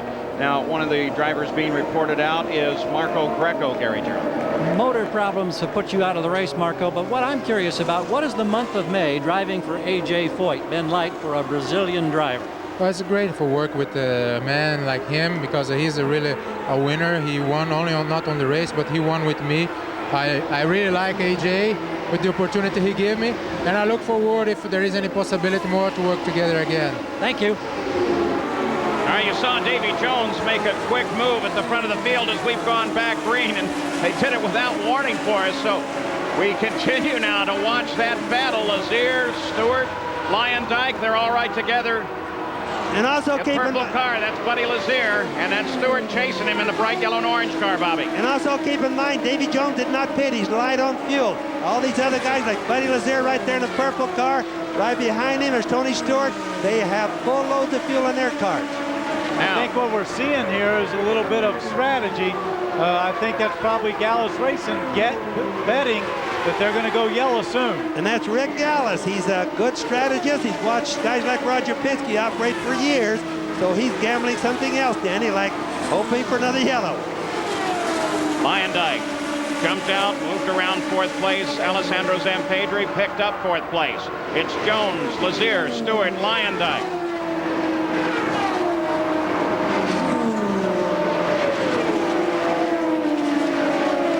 So keeping the track on Ari Luyendyk, the red and white car number 5. Jones, apparently his owner, Rick Gallus. There's Lazier, there's the 2nd place car, and there is Stewart, and there is Luyendyk. That's the top 4 for you. It's developing into a good race, Paul. So tracking the battle at the front of the field, first 4 positions. They're running together on the racetrack. Jones turned the last lap at 226, while Lazier was up at 227.2 miles an hour. There's Stewart. And interesting enough, like coming through turn 2, almost all of their grooves are virtually identical right now. Something we didn't have early in the race, Paul. On board, Ari Luyendyk has been the fastest car through the early part of the race, matching the laps of Tony Stewart, exceeding them. Stewart trying to close on Buddy Lazier. Here comes Luyendyk. Jones is still the leader of the race by 3.6 seconds. Sorry, Bobby. We know that Luyendyck's car is handling better than it was earlier, and you can watch it as he goes through the turns. He seems to be very sure, not coming near the walls anymore. It looks like, too, there with Tony Stewart closing a little bit on Buddy Lazier, that maybe their strategy on this fuel run is going to be a little bit different. So Stewart sets up on the back of Luyendyk, while the leader of the race is Davy Jones, Jack.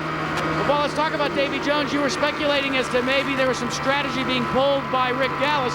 That indeed is the case. What Rick is trying to do is back the race back up, get Davy Jones back in sequence. Why? Because when they came in their first green flag stop, they had a full tank of fuel. Paul? Back on board with Tony Stewart, and there is Buddy Lazier just ahead. Barely 100 yards separates them, and Stewart very much on the charge, trying to make up the difference as they thread their way through the 4th corner. And my question would be, are those tire fragments we're looking at on the screen, you think, Danny? Well, I think what we saw was when he went down into 3, he got it. So I would assume there's probably a little dirt still left on the track. That's pretty easy to be happening now, especially where the track goes so close to the grass down there. And that really wouldn't affect the handling yet, but it certainly looks bad on the camera lens. So Stewart makes the move. It's Jones, Lazier, Stewart, Luyendyk, Zampedri, Salazar, and 3rd, 4th, 5th, and 6th are fairly tight on the course. And you notice there, too, that Tony Stewart was very close behind Lazier looking like he was looking like he was going to make a pass, and now he's backed up to Ari, and Ari looks like he's closing on him. I don't know whether he turned his boost back down, they asked him to back off, or he just didn't like the disturbed air once he got behind Lazier's car. I think another thing right now is Jones. Fastest he's been running is right now he's up to almost 230 miles an hour. Now that's really fast for him. He's been a little bit slower than that all day. Here comes Lyondike again as something's happened with Stewart. Stewart suddenly slows. Danny, you were watching his speed and it fell off a little bit, didn't it? Yes, but not as much as this. He's definitely got a problem. He didn't go in the back of the car there. There's a plume of something. Yeah, but and you can hear it a little bit. I think it sounds a little off song. But he's still going around. He didn't come into the pits. Is he going to come in there? No. Larry Curry, the crew chief. You know, as Stewart comes down the main stretch, we are under green. That engine is going. You can see the smoke off the right side of the car. I think what he was doing was calling into why he didn't pit was, hey, Larry, what should I do? Do you want me to keep going? Do you want me to pit? It's doomsday. He won't be able to go very long. Let's go to Jack. Let's see, Larry, what's wrong? Pop-off valve started malfunctioning on the last run. Hung the valve open. It looks like we broke the motor. Yes, as he went by me down here, there's the smoke coming out pretty bad. As he went by here, he had a cylinder not running on the 6-cylinder engine, only had 5 cylinders. That's doomsday. Tony Stewart will be out. You heard Larry Curry pronounce, might be a little bit of oil fire in the left rear of that car. Larry Curry, of course, pronouncing it out. And so now he joins Walt Faulkner and Teo Fabi as rookie pole sitters who do not win the Indianapolis 500-mile race. No rookie pole sitters ever accomplished that. And Bobby, I've got a question for you. Larry Curry said that they blew the pop-off valve, and that's what blew the motor. Does that make a lot of sense to you? It does. So Larry is getting a little bit technical on his answer. What he's saying is when you blow the pop-off valve, everything works really hard. The back pressure in the exhaust system goes up. This causes problems, internal heat on the pistons inside. I know that's a little detail, Danny, but that's what he means. And he should have never been popping the pop-off valve this early. He should have never been running that engine with so much horsepower that close to the edge. So Tony Stewart out while Eddie Cheever in the pits as well. You saw him come past, Tony. Let's go back and look at the replay, but let's also listen to the onboard, and we'll hear the engine.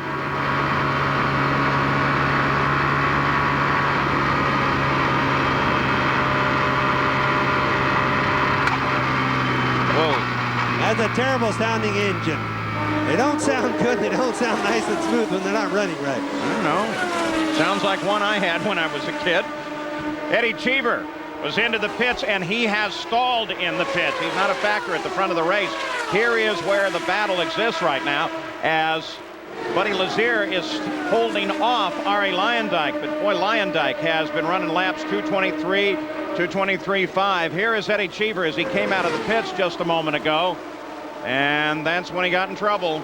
Oh, he didn't stall it. That's not just a stall. He almost spun. He spun the car. He half spun the car. That's why he stalled it. He had to stop it. He was losing control of the car. I think that'd just be about a legal spin, wouldn't you think, Danny? Just almost there anyway. Just about. That's why they had to pull him back and restart him. Let's go to Jack Arute.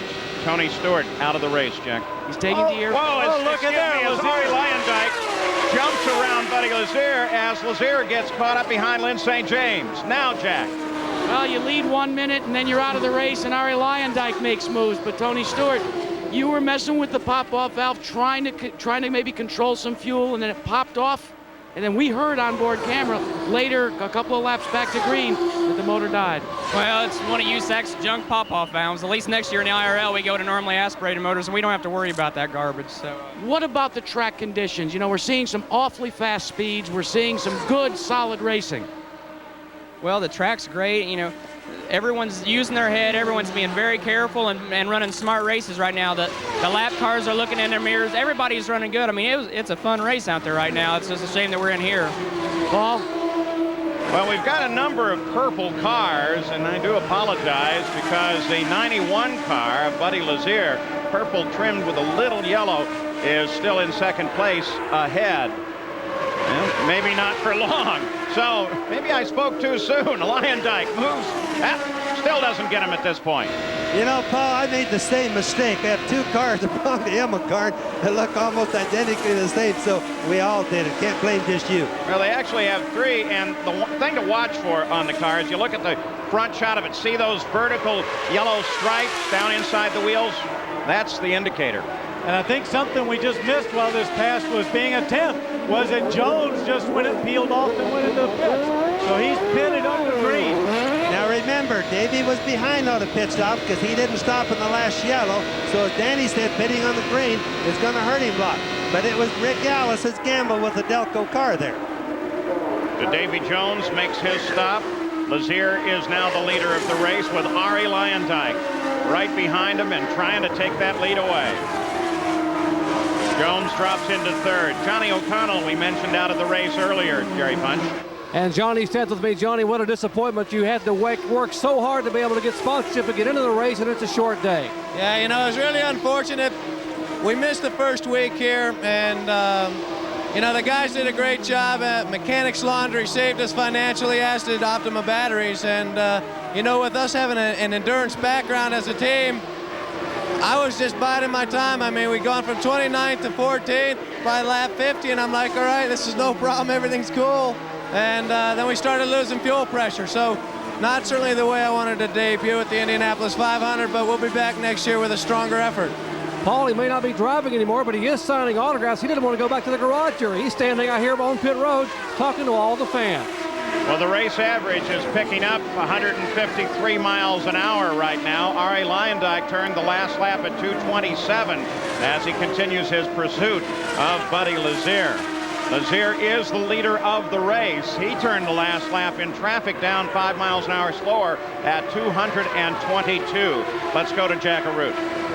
Davey Hamilton for A.J. Foyt. Take a look at this. These are the half shafts that go from the power plant, the transmission, to the rear wheels. Believe it or not, Hamilton has a problem with the half shaft, and what we're hearing is, if necessary, they intend to change these half shafts on Davey Hamilton's car. He's coming in right now, gentlemen. You know, unfortunately, Jack, if one of those things were to break, it just guarantees you a wreck, because then only one tire would drive. Nobody could drive a car straight like that. So Davey Hamilton began changing maybe the half shafts. He's 4 laps behind the race, running in 17th position. As another problem, this is Jourdain, and it looks like yet another engine problem, Danny. Well, an engine or something from that right side. It could be something in his right hub, but that doesn't look good. When you've got smoke coming out of your car at this stage of the race, you're not going to go very far. Battle for the lead goes down the backstretch. There it is. As Luyendyk inches forward. Looks like within a lap or two he could have him, if not sooner. Well, I think what happened, Paul, is they most likely are both running in their cruise gears. And, for example, Luyendyk is getting a good tow. In other words, it's going easier on his car because Buddy is helping pull him around all the way around the racetrack because he's close enough to get the draft all the time. As they flash across the line on the 91st lap, interval remains the same. And you know what? With Arie Luyendyk, he might be sitting back there saying, I don't care if I pass the guy or not. I might just want to sit here and be comfortable, be pulled down the back straightaway, conserve a little fuel, and sit there and wait and see what happens. And they're both handling extremely well. I watch them come through turn 2 over here, and you can just see the confidence that they have by the line that they take, Danny. Interval closes in just a little bit. Let's not forget one other thing, Bobby, that Arie Luyendyk does not have radio communication from the pits to him. So he might be just strategizing himself a little bit and waiting to see what unfolds. Well, Buddy's team could make the decisions and he can follow, and I think that's basically what you're saying. Traffic just ahead of the leader of the race. This gives Luyendyk an opportunity. They're on the backstretch as they close in, but the yellow comes out. And number 10 over here. Number 10 car. The number 10 car, Brad Murphy, just came off of turn 2, whacked the wall pretty good, got sparks and fire off the magnesium wheels. So watch for him to come in, Paul. So Brad Murphy, one of those. That was under the yellow flag also. He came into the turn 2 high, Paul, slid right out, hit the wall. I think he's probably heading for the pit. So you're saying that the yellow actually came for something different, which was debris, and then Brad Murphy got into the wall. Absolutely. We'll be back after this message and a word from our ABC stations. Well, back at the speedway, the yellow is out. The pace car slowed on the backstretch, trying to get everybody gathered up. You're looking down from the Goodyear blimp, the Spirit of Akron. At the controls, Captain John Moran. The cameraman is Richard Morkel. So they sit up there. They give you some great shots of the day up in the haze. The skies have remained hazy. In fact, occasionally a sense of blue. What do you? Oh, is this the weatherman at turn 2? Well, I hate to interrupt. The pace car stopped down in turn 2, waiting for the cars to come around. Pace car wasn't able to get the leader. Too many laps go by before they open up the pits, so he stopped. Now Buddy Lazier's coming off of turn 2, and he'll catch up with him down in turn 3. All right, so the pace car now inches forward as the field tries to catch him. Next Sunday at 1 Eastern, 3 Pacific on ABC Sports, we head to the Milwaukee Mile for the Miller 200. Last year, it was a photo finish as Paul Tracy took the checkered flag. This year, coverage begins Saturday with qualifying on ESPN2, and then the race itself next Sunday right here on ABC Sports. So we have a yellow. We're waiting for the pits to open as soon as the field is gathered up by the pace car. And this is 7th place Mike Groff. He's been steadily working his way up through the field. As we stay under yellow, the 10th of the day. Back in Indy, and I got to tell you, some things have happened during this yellow. The 6th yellow of the race, Arie Luyendyk, you can see he's in the pits. He's in trouble. Eliseo Salazar also heading for the pits, and the reason for all of this, we'll watch Luyendyk as he starts to come out of the pits. He got in trouble. They were making the change to the wing, and he rolled forward, and then he stalled it. Now, up at the corner of the screen, upper left-hand corner, there is Buddy Lazier, and that's who he's most concerned about because he wants to get out ahead of Lazier. Now, when Lazier started rolling, Ari got anxious, and then this happened with Salazar. Salazar just drifted right down into the side, got up on the track, through the mud, stayed on the track. Both cars were able to continue on. Well, he didn't just drift down, he turned down, and Ari had the lead. Right here, you'll see this yellow, see that cone on the left? Boom, he's there, he's in front, and Salazar just comes down. Totally Salazar's fault. That looked like it was even intentional, although I don't believe it was. No, but Ari at the blend line, that cone on the left-hand side, when they came out, was in lead. There's no way that he couldn't have seen him, Danny. See, now he gets rolling.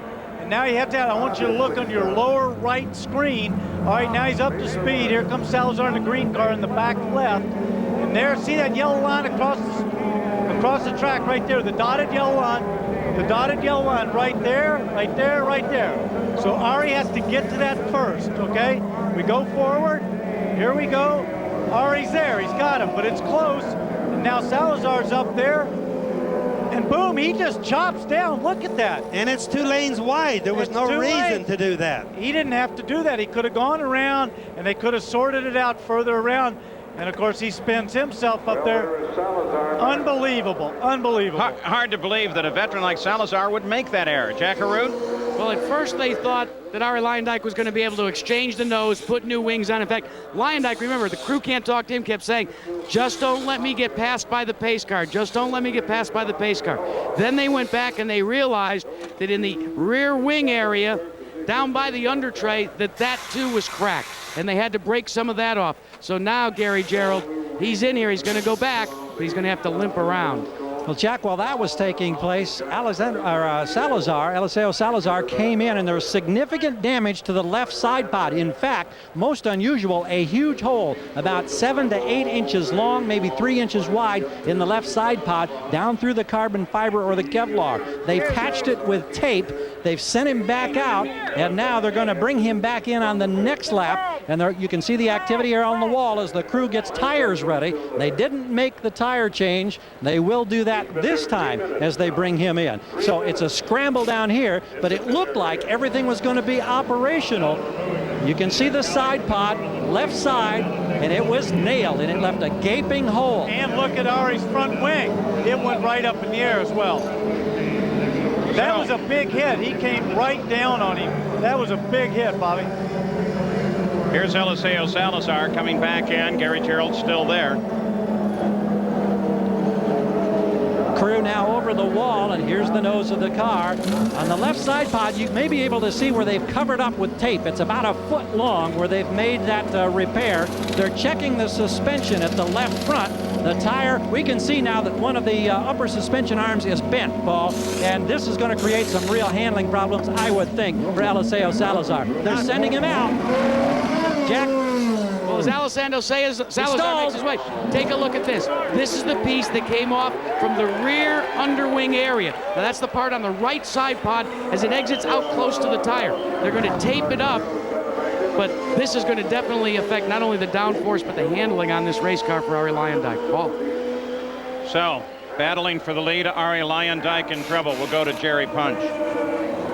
That's the right front tire off Rayson Gardner's 94 Lola. They bounced off the wall, and it was really wide. Rayson, what happened out there?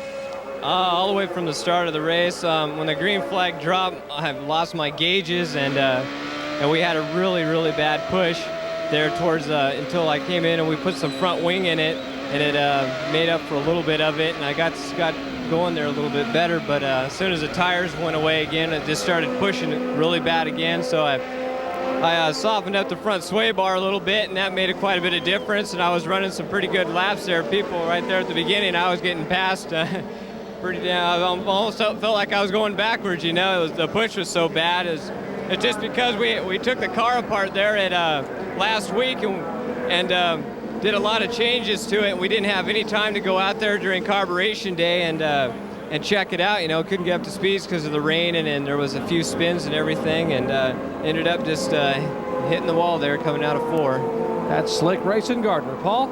Under the 6th yellow of the day, we've just passed the halfway point, so now, should any weather affect us, it is an official race with Davy Jones the leader.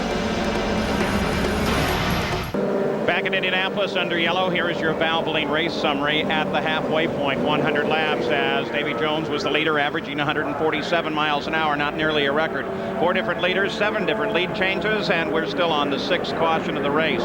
There are 11 cars being reported out. Durant, Unser, Johnny Unser, of course, John Paul Jr., Michele Alboreto, all out of the race. Johnny O'Connell, Johnny Parsons Jr., Stefan Gregoire, Marco Greco, and the big name, Rayson Gardner, and then Tony Stewart and Brad Murphy with his brush up against the wall. Jerry Punch?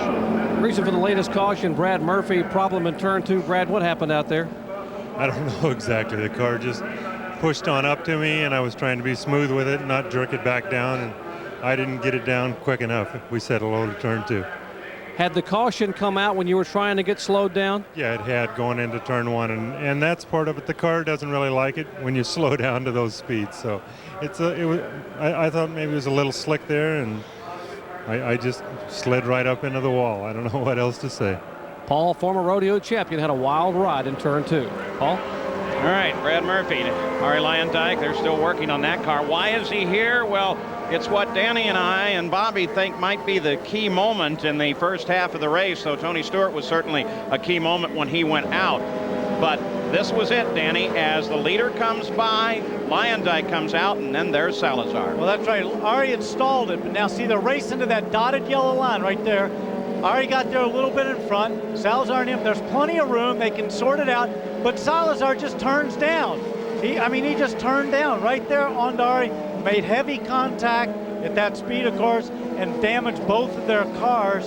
And now Arie's 3 laps behind, and Salazar's still working on his. One of the things that you all might have seen before the break, of course, is they kept coming in, going in and out of the pits. That is a strategy so they don't go a lap down to the field. Right before the pace car comes, they'll shoot out and come back into the pits. All right, so a couple of things to mention. Scott Sharp, he started 21st. He's now 8th. Richie Hearn started 15th. He's now 6th. And after spinning on the first lap, Mark Dismore has moved up in the field and now runs in 8th place. And there is Robbie Buell running right now in 12th place.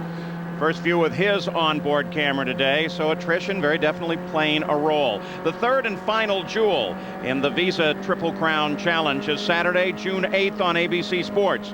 Join us for the 128th running of the Belmont Stakes. That's Saturday, live, June 8th, here on ABC Sports. And Paul, I just wanted to mention, if everybody wonders why Salazar did so much spinning, just kept on spinning and spinning and spinning, again, it's because it rained all night or this morning, and it's very wet. Once you get water on the tires, there's just no adhesion between that and the pavement. Well, as we look at the full field rundown at the conclusion of 103 laps, it's more than wet down there. That's almost a swamp, Gary Gerald. Paul, we were checking with the crew and Dick Simon, who's on the radio with Salazar, to see if he gave any explanation for the contact, and he said no, there was nothing. He just radioed and said, I had contact with Lyondike. Let me show you, however, here's the toe link piece. This is what's bent on the left front suspension, this piece right here. They'll have to see how the car handles at speed, whether or not they have to change that. It's much easier to change that as opposed to having to change one of these entire suspension arms. Apparently they're rigid, solid, okay. But if you're going to have a bent toe link, it's better to have it on the left front, I'm told, because you may be able to still handle the race car. It's not as critical on that particular corner. Yes, Gary, but it also could create an unsafe situation. Anytime the suspension is broken, it could be cracked. That could mean that it may break later on. Hey, Gary, I've got a question for you. We wonder why Salazar turned down so sharp, and he spun, and he comes up with a flat right rear, but he never hit anything with the right rear. Oh, the left rear, Danny, that was flat on his car. Was it the left rear? Yes, and that's where he got into. Lyondike was on the left side there. I stand corrected. I'm sorry. Yeah, all Bobby, the damage, all the damage that we saw when they came into the pit was strictly on the left side. But Danny, it's just as confusing because the car was going around so many circles.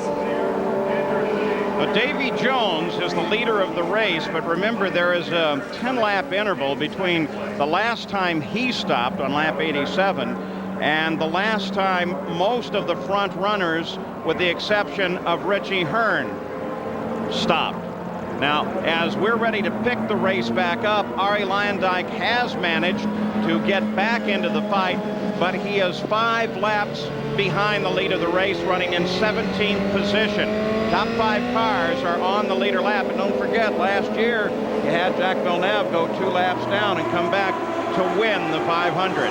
And Arie Luyendyk's reporting to his crew, according to Jack Arute, that it's steering a little hard. Here comes the green flag. 105th lap. They're starting 106. They're looking for the leader at the starter stand. And there he is, Davy Jones, making the turn into the corner. Lazier, that purple car with the yellow verticals, that'll be the second place car, followed by Roberto Guerrero. Now, a little story on Davy Jones, who is leading the race right now, Paul, is he was out of sequence on the pit stops with Rick Gallis before. Rick gambled on the yellows to try to get him back into sequence. Well, they're basically back in right now. They're not very far apart because the yellow flag helped. Roberto Guerrero just moved out and around Lazier and picks up second place. So Roberto Guerrero, a little better momentum, I think, on the restart, Danny. He had a great run off of turn 2 and just blew by Lazier is the best way to describe it.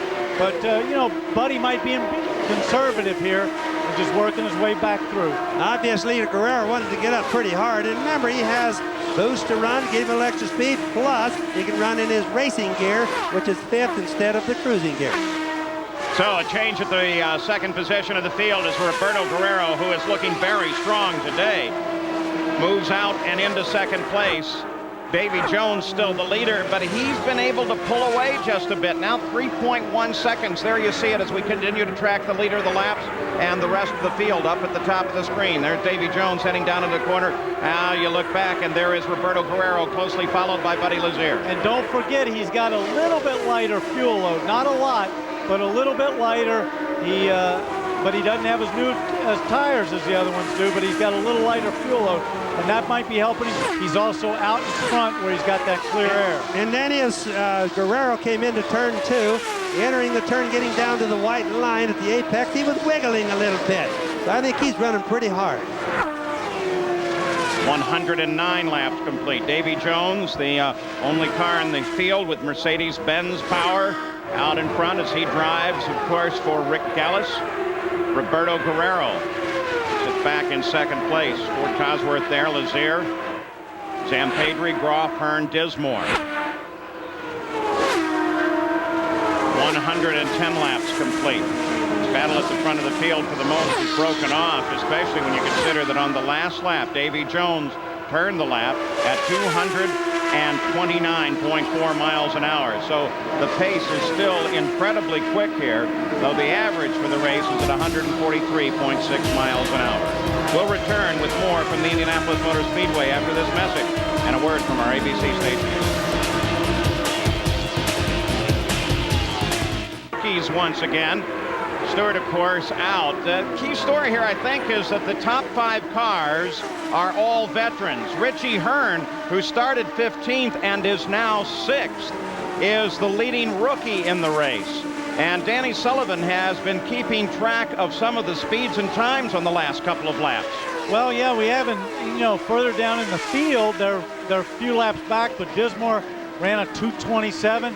Cheever, who's way down, ran a 2:34. Lazier's running around the 2:21 mark, and Jones, who's out there in the front, is posting speeds up as high as 2:28. And after spinning on the first lap, Mark Dismore is now up to 7th. You know what was really surprising is Salazar, with the bent front end that we know about, went out right after he hit the track with new tires and everything, went green. He turned 227, but he's obviously having some problems, Paul and Danny, because now he's down to around 213. So maybe he's wearing a tire out a little bit. So there's the leader of the race, Davy Jones. You got a glimpse there for a while at the number 8 car of Alessandro Zampedri. He runs in 4th place. What a great run for that young man. Now Richie Hearn in that number 4, just ahead right there to the left, that yellow car, just past Davy Jones. Now he's down a little ways, but he's really been coming to life. I've been watching down here in turn 2 how he runs up on him and finally just passed him. That means he gained 1 lap back there. Well, what that does is puts him back on the leader lap. So and he's running strong. He ran some 223s, 227 I saw earlier, but that makes me question a little bit, how's Davy's car handling? Or has he just got a pace and that's all he wants to do is go at that pace? I think Davy's handling good. It's just a mere matter that Richie Hearn just been getting with it, and he's moving up. Right now he's the fastest car on the track. Now remember, Davy Jones stopped last on the 87th lap. It's now lap 117. He is out of sequence with most of the rest of the field with the exception of Hearn. Eddie Cheever into the pits. His day has become very long and difficult.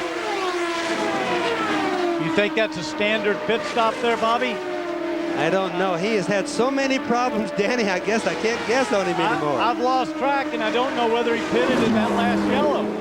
Well, he came in 15th place, well off the lead of the race. Now we'll take a look at the interval. There is Davy Jones as he crosses the line, looking back to Guerrero. Right there it is. So the interval 6.2 seconds between Davy Jones, the leader, and Roberto Guerrero. And we've got a car in trouble. Driver climbs clear of it. Looks to be Velez. It is Velez. Hard to tell. It is Velez, Paul, and he's right down here just past us, coming out of turn 2 is where it happened. He's on the inside wall right there. So the yellow flag comes out. Is that, Bobby, could you tell, is that a crash, or did he just drive it there because of a fire or something? You Paul, know? I can't tell. I just honestly, there's no skid marks going down there. My idea is he's an indentation on the wall. He just parked it there. Yeah, maybe he knew the fire trucks were there and he wanted to get some assistance. So Davy Jones is the leader, and we're yellow once again at the Indianapolis Motor Speedway. 118 laps of the 200 complete. Still under the yellow at Indianapolis. ABC Sports will return here to the Indianapolis Motor Speedway in August for the 3rd running of the NASCAR Brickyard 400. And then 2 weeks later, we're off to New Hampshire for the next stop on the Indy Racing League circuit, the New England 200. We've got great motorsports action all summer long right here on ABC Sports. Now, today's stories in the race as the field now finally getting a chance to head into the pits. Ari Landike, one of them, attrition. Well, attrition has been a factor, though it still seems to be pacing the normal. And the remainder of the stories, Ari Landike, fastest qualifier. Well, he got up to 3rd. Now he's fallen back after that contact on Gaius. He's having a great day. Started 33rd, now 9th. Team Menard. Well, they're still keeping 3 cars in the run, and 2 of them are in the top 10 and could strike for the front. The rookies, 17 started. 3 of them are still in the top 10. So the rookies, led by Richie Hearn right now, are having one super day at Indianapolis. Still under yellow at Indy, but while we were under yellow, look in the cockpit. of Mike Groff's car as smoke suddenly started appearing at the front. And you can tell he's got a hot seat right there. He's undoing the belts. He knows something's wrong. It's probably getting on his bottom there. He's hot pants. And he knows it isn't fire. He knows it's water, and that's what that is steam coming out. And watch when he stops right here. Water just comes from everywhere. Yeah, but when it comes to temperature, I don't know if I want hot water or fire. Let's go to Jerry Punch. While Mike Groff has climbed out of the car, they're still spraying your car, Mike. What happened? We just came in for a stop to try to get the balance a little bit better. We just kind of been driving around all day. You know, we haven't really been much of a threat here because the car's been understeering. Came in for a change, and we must have had a fuel spill or something. The car started smoking, and we came in and we put it out. Your uniform's a little scorched. Are you okay? Yeah, I'm okay. Actually, it looks like a wire shorted. They just, Tim just handed it up there, so we're done for today. Now, Mike Groff will call it a day. Paul? Well, Mike Groff was up in the top 5 for a moment there. The Goodyear blimp Spirit of Akron is hovering at 1,000 feet over the course, actually ducking low every now and then, cruising 35 miles an hour, and it contains almost 300,000 cubic feet of non-flammable helium, and it's the largest blimp in the world. There she is over the speedway. The ceiling's been moving a little bit. It's still very overcast. In fact, it's darkened down a little bit, and that's had some effect on the helicopters that help relay the onboard camera pictures. So if some of those seem absent, that is part of the reason. We'll try and get them up and operational whenever we can. Let's go to Gary Gerald. Well, here's Lee Kunzman, a veteran of many races at this great place, and you're in here along with Ron Himmelgarn's team calling shots for Buddy Lazier. You now move to the head of the pylon in the #1 position, but it's been about 26 laps since you last pitted. So what's your strategy now, Lee? Well, we'll go another 10 laps before we pit, and that'll leave us with 2 more to go the 200 laps. So hopefully we can, once we pit on this one, we'll have 2 after that, and it'll put us to the end with no problem. So rather than risk having to pit on the green, we have a total of 2 left. Yeah, that's what you're gambling on. Yes. And the other guys you think may have to go, well, that would be 3 counting the one they just made. That sly little smile tells you a whole lot about the thinking going on from Lee Kunzman. He's been around racing a long time. He's a cagey old guy. And he was a great driver in his day. I've seen him lay down some laps that were spectacular. That boy that's the chief mechanic on that car is a kid I raised since he was about 16 years old. So naturally, I'm kind of hoping they'll do good from that standpoint, too. You have to be impartial, Bobby. I am. I mean, if your nephew's not here, you got to be very careful. All right, here we go as we're ready to go back to the green flag once again as we conclude yet another yellow session that has been most eventful. Unusual race, a lot of occurrences. The leader of the race will, of course, be the 91 car, it's purple, of Buddy Lazier. He will be chased by the 8 car, it's red, of Alessandro Zampedri.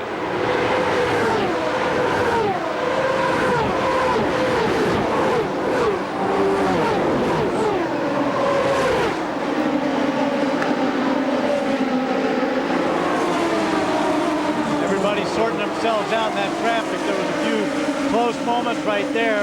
Roberto Guerrero, and it's right there in the center, the yellow and white car. There's Davy Jones. We're going to track them. Excuse me, Danny. That's okay. There was just a lot of action going back there with Roberto trying to get through traffic. A couple of close moments, I thought, in turn 1. And finally, he breaks clear. He had a lot of traffic to get through, and he did a really good job. That was like threading a whole bunch of small needles for Guerrero there. So Lazier leads by just over a second. And the field, there is Guerrero, looking back to 4th place. So with that yellow, the contact at the front of the field remains close. It remains a very close race. Bobby, I can't believe how well his car must be handling or how well the grip is on this track, because sometimes he's coming off the corner, 20 feet off of the wall. Just seems like he can run anywhere he wants to go. Yes, the track, again, is so good this year, Danny. Between that and the new tires, both Firestone and Goodyear made giant gains this year. The cars are absolutely remind me of the old days when we first put the ground effects on them. They're really, really, really stuck. Makes it awfully easy for the driving, but I envy those guys for that. You saw as Guerrero came up on Jourdain, him point to the side that he wanted him to pass. He knew Guerrero was much faster and gave him the race course. They're also going to black flag Joe Gosick, they say he's spraying something out of the car, and there he is answering that black flag, the 43 car for the normal 00 Joe. And of course, that's a safety issue. They don't want him to dump fluids on there that not only can cause an accident for himself, but could cause a bad situation for the rest of the field. There's Davy Jones. Looking for a way to get by there. There's Roberto. Roberto is just nibbling away at him. And Roberto at this moment is running only about a mile an hour faster. Well, he jumped up 3 miles an hour there on Davy, and a lot of that's traffic related. Depends on how clear of a track he gets, whether he gets a tow. A little movement going on right there. You can see in the onboard that Davy Jones is engaging a lot of traffic, and there is Guerrero, moves down to the inside and takes the position from Jones. That was Guerrero right there in your white and yellow car, passing Davy Jones in the white and black car right behind him. Davy Jones, Troop, seems to work a little bit better in clean air than he does. If you notice that as soon as he gets in dirty air, he seems to slow down. So my thinking is they don't have that car working good in the disturbed, dirty type air. And Davy Jones comes right back at Guerrero. Traffic very much a factor here as they have some slower traffic just ahead of them, slower at over 215 miles an hour.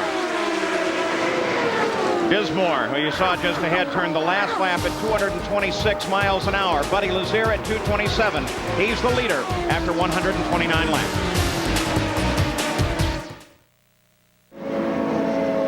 Caution is out when a car we've been following, Mark Dismore, got in trouble when the engine let go on his car. Here it is. He'd worked his way into the top 10 and was having a good day for Team Menard. And then suddenly this showed up, and boy, oh boy, it takes him out of the race. And there was the reaction of the crew. What a tough day they're having. 2 of their 4 cars now out of the race. The other one, of course, being the pole sitter, Tony Stewart. The Indianapolis 500 does not end with a checkered flag. It ends with a 500 victory banquet, which is tomorrow night at 9:30 Eastern. It'll be here. You can see it on ESPN2. It's held right here in Indianapolis. That's tomorrow night, 9:30 Eastern, the awards banquet on ESPN2. Gary Gerald. Buddy Lazier gets a cool sip of refreshment. Remember all of the discomfort that he's had to face in recent weeks. Right now he's thinking about victory. He's blocked out the pain of all those fractures. The car's working beautifully. They think that this will be their next to last stop, and in just under 17 seconds, Buddy Lazier is back on course. Oh, what a great story he's becoming as he goes straight out onto the track. Why? I don't. Because there was an ambulance. He saw the ambulance. Yeah, okay. So Buddy Lazier, boy, scared me for a moment there. I wondered what was going on. He knew something we didn't know there for a little while. So Buddy Lazier had terrible crash in the practice just before Phoenix. He shatters vertebrae in his back. He barely can walk through the pit area. He walks with the help of a cane, but he keeps a smile on his face and has that special seat, and now leads. Is up at the front of the Indy 500. Jerry Punch. Standing with Fermin Velez, who just came out of the hospital. First of all, Fermin, you okay? Yeah, I'm fine. I just got a little hit on my lower back, but that's no problem. It's just that I don't know exactly what happened. Or something on the engine. I think a water line broke, or I don't know exactly. Something like this. A lot of smoke came in. The engine quit completely, and I felt a lot of heat on my back. So that happened between 1 and 2. So I pulled out after turn 2 in the left, and that was it. So just pretty sad that I'm not going to be able to finish the race, but at least I'm okay. What about your impressions of your first Indy 500 start? Oh, it's been a fantastic experience. I mean, I'm very happy to accomplish to start the race, and I've done at least half of the race.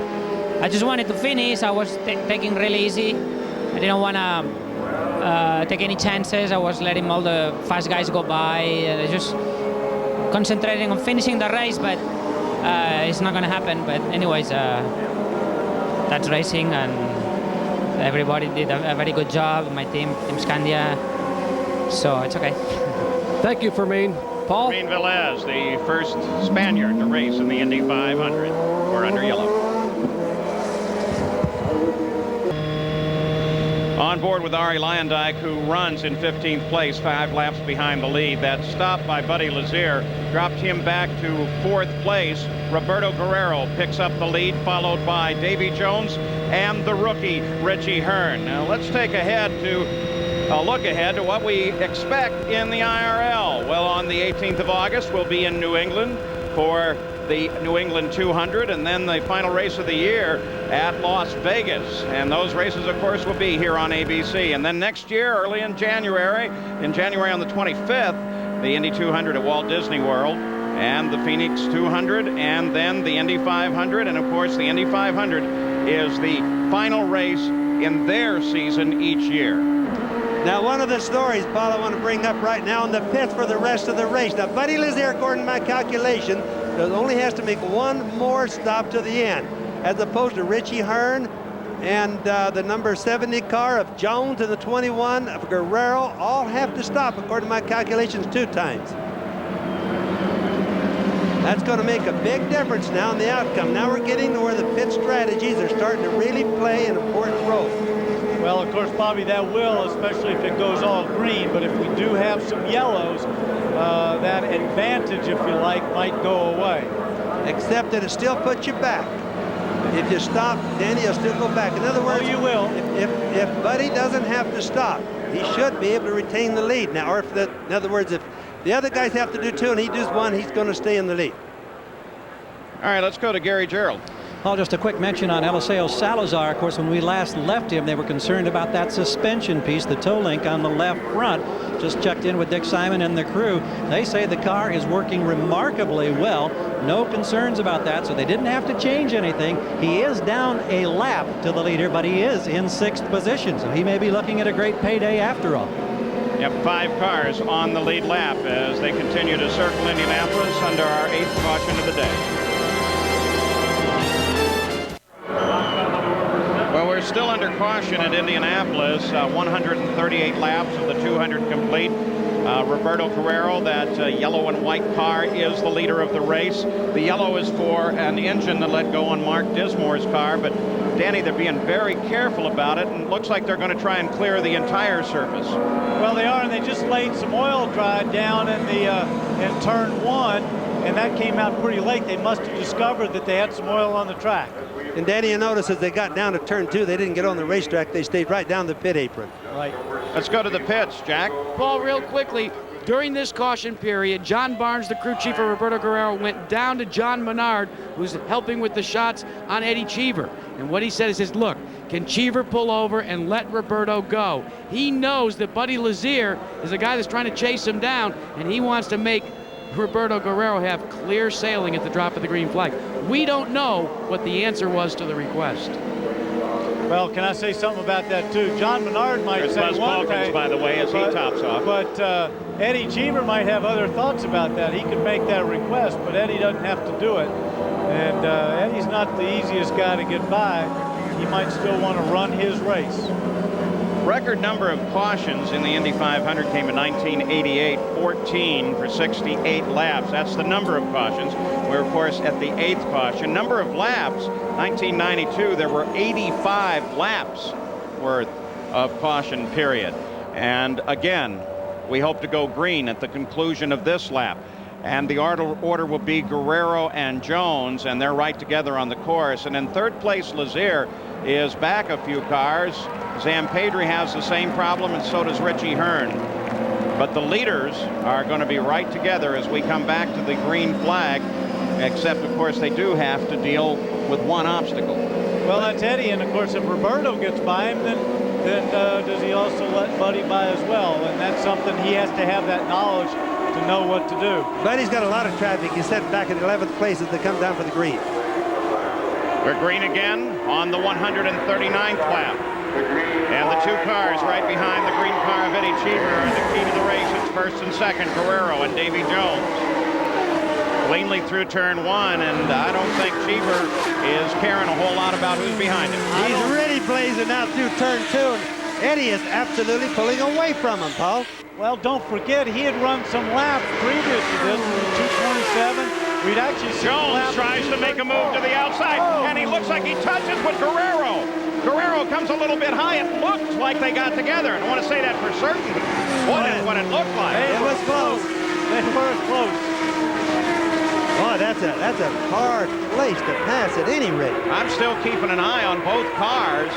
I don't see anything obvious. Their handling seems the same. Their turn into turn one was sharp, so let's assume they're both okay, and let's assume for the moment that they didn't touch. You can tell they both know that it's getting near the end of the race, because now these guys are really working it hard. Well, I think what happened there, too, is Davey looked like he had a run off of turn 2 at him, and Roberto was down the middle. He thought, well, maybe I can sneak around the outside. I don't know if they'd have gone through that turn wide open like that, though, Danny. I sure don't either, Bobby. You know, though the weather radar is not showing anything, maybe what in part they're looking at is off to the south side of the track, off of turn 1 and turn 2, the sky has begun to darken up and the air feels a little heavier. So maybe, too, besides the position in the race at the 142nd lap, these guys are also beginning to be concerned about the potential of rain ending the race earlier. It doesn't seem likely, but it is possible. I don't think it's going to happen, Bob, but the weather is certainly making the engines run awfully good right now. So let's go back, take a look at that view from the blimp. These are those two cars, Danny. And Davy Jones trailing Roberto. But Roberto's on the inside. Davy thinks, I got a draft, moves up, and boy, it was close. They didn't touch. They didn't touch. But no, they did not touch. But it was close. I'll bet Davey said, wow, we on the outside is not the place to be for that. Back a little further, Alessandro Zampedri and rookie Richie Hearn. The red car and the predominantly yellow with black trim car. There they are. Those two right there, and that is for a position. That is for 4th and 5th. Now Richie had been up near the front as far as the cars on the track. He made a pit stop. The last yellow, and he's back in sequence with most of them, with the exception of Buddy Lear's down one. Look at that. Moves around Buell. And an interesting. And there is Hearn, the red car down at the bottom of the screen. So now Hearn is back in contact with Zampedri. Hearn is actually the yellow car, and he passed. Red car is, pardon me. He looks like he passed Zampedri there. The interesting thing, too, is Guerrero, Jones, Lazier are all running in the 229 bracket speed-wise, but Eddie Cheever is running up in the 233 bracket. That's why we haven't seen any more of him. All right, in this battle for 4th place, we make it clear, just passing out a view, that car, the yellow and black car, in the front of those two, that is Hearn. No, wrong. That is Hearn now making the pass. Yellow roll bar. Two cars identical there. Oh, that's hard to tell those two cars apart. Scott Harrington is the other car. One is 4, one is 44. And while I've been trying to explain all of that, well, Zampedri in the all red number 8 car has managed to pull a bit away. That's Robbie Buell that we had a glimpse of. Now they close back in. Buell has the black side pod. So now we have them back in contact. Zampedri, the number 8 car, and there is the 4 car of Richie Hearn. Now just to stay a little bit more in contact with everything how it's going, you've got, of course, Guerrero leading it, Davy Jones the second, Buddy Lazier, who's back 9 seconds right now. But remember, keep in mind, Buddy only has to make one more stop. So do the other guy. So let's see how it's going to come out on the pit stop. That's going to be the story to the end. And also one thing too, Bobby, right now the speed chart showing Guerrero and Jones are running at 229 miles an hour, while Lazier is working his way through traffic. He's going up and down from about that speed to as low as 219. Oh, the traffic really hurts, Danny. That traffic makes a big difference. And of course, Eddie Cheever just turned a lap at almost 235 miles an hour. This race is, somebody else got a blown engine, it looks like here. Yep, that's Jim Guthrie, another one of the rookies in the race, and he has some fluid coming out of the right front as well. Nice, the right rear is on fire down there. Yeah, Got problems in the right rear. So Jim Guthrie will limp back to the pits. It appears he's going to be okay, and he's going to make it safely back there. That's our boy from Albuquerque, Jim Guthrie. The green light remains on because he was able to get that car off of the racing portion of the course very quickly. Nice job by the driver of the 27 car, Jim Guthrie. The fire's already gone out on the right rear there. Let's go up. We'll take a look. There is the leader of the race. That's Roberto Guerrero. He is He is just 2.5 seconds ahead of Davy Jones. And there is our TM8 engine treatment speed chart. Roberto Guerrero, 229.6 miles an hour on the last lap.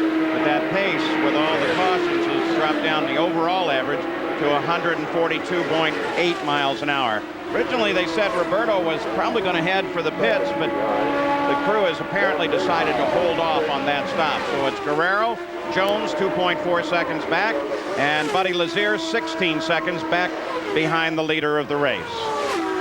The battle between Zampedri and Richie Hearn, for the moment at least, has broken off. So we'll be back with more action from the Indy 500 after this message and a word from our ABC stations.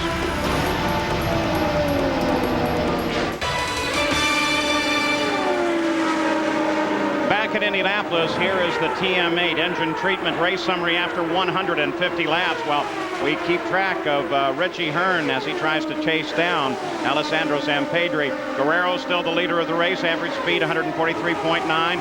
4 different leaders, 9 changes of the lead, 8 caution periods, but not nearly a record. And cars out, the list is now getting longer and longer. Durant, Unser, John Paul Jr., Michele Alvarado, Johnny O'Connell, Johnny Parsons, Gregoire, Greco, Gardner, Stewart, Murphy, Gozick, Velez, Ruff, and Dismore. Those are the drivers out of the race right now. There's Davy Jones as he circled underneath Lyondike, who heads for the pits. He's well off the pace. Jerry Punch? Well, Paul, we went to commercial a moment ago, and Buzz Calkins was 8th. Now he stands with me. Buzz, does something suddenly happen to the car? Yeah, I think we had a right rear upright go on us, and so I'd come down through turn 1 and 2, and the car was all over the place, so we just brought it in. I don't think we can do anything about it. Not only does the race go away, but also the championship, unfortunately. Yeah, that's what the most unfortunate thing is. You know, we were running in a position where we could have won the championship. Everybody else had dropped out, and so that's the frustrating point of it, but, you know, we'll get it next year.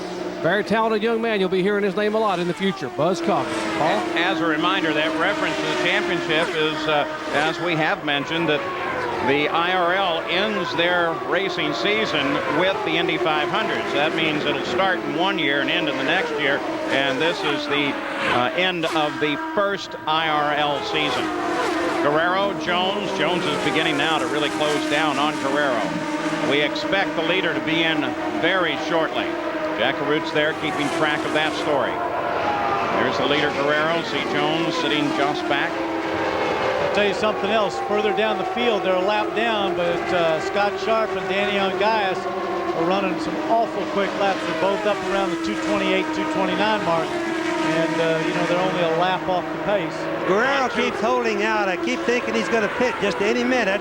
He keeps going another lap. It's going to be interesting to see how long. He's looking for a yellow, or hoping that he gets a yellow flag for his pit. Ari Lyondike tries to persevere. He stays in the car despite the fact that he has brought it in once again. We expect Guerrero in. Now, he last stopped on the 120th lap, but also Davy Jones stopped on the same lap. So would you assume that they follow one another in? Well, you would. They've got to be pretty close. I would imagine their fuel consumption fairly close. That's a Ford Mercedes, but Bobby, something that you mentioned, you know, he's staying out there waiting for that yellow. But as we've seen, if the yellow comes out, Ari Lyondike in your upper right-hand corner of your screen getting out of his car, not the greatest day. But Bobby, if he does that, we've seen it wait 2 and 3 laps to be able to get in the pit. That could be cutting it too close. Well, that's right, Danny. It's very dangerous to do that, but they desperately need a yellow. If one of them gets it and the others don't, they're all in trouble except for the guy that got it. That's right. So it's one of those gambles in racing that sometimes you have to take. Eliseo Salazar running in 7th place comes in. That car continues to run despite his contact with Lyondike, who now finally climbs out. Guerrero's and here comes Guerrero's the leader of the race. As Roberto Guerrero comes off the track, gets it down under 100 miles an hour, which is just like crawling for him. And Roberto Guerrero is heading down toward Jack. Now remember, one year he lost it right here in the pits on the last one. And he's had 2 stalls in the pit so far today. Jack Arut. And guys, as we watch this stop, that's what comes to mind. Remember when he ran for Granatelli Racing, had the race in hand, and had a problem, the car stalling on the final stop? This should be the final stop for Roberto Guerrero. Very nominal. Don't see any changes on the car. There was some talk that they might adjust the tire pressure on the left rear, taking in all the fuel they possibly get. He lights up the tires in 18.7 seconds, and now here comes Davy Jones. This will be a battle on the next lap to see if Jones can be quicker than 18.7, Paul. Roberto Guerrero gets over the Nemesis. He stalled it on 182 in 1987, the 182nd lap. Here is Jones in. And did you see here Roberto Guerrero? He was revving that engine. He was not going to stall it this time. Jackaroo. Now Davy Jones looking very, very good, taking on fuel. They haven't finished it. They dropped the jack. He is away in 16.1, so that's about a 2-second advantage for Gallus Racing. And did you notice that both of them went out on sticker tires? That's that white looking tape that you see on the tires. They haven't run those in, so they're gambling that their tires also come back up and that there's no problem with them. So those are brand new tires. Remember that Davy Jones won the pit stop competition held here earlier in the week. Got 2 seconds up on Roberto Guerrero with that stop. There's Roberto.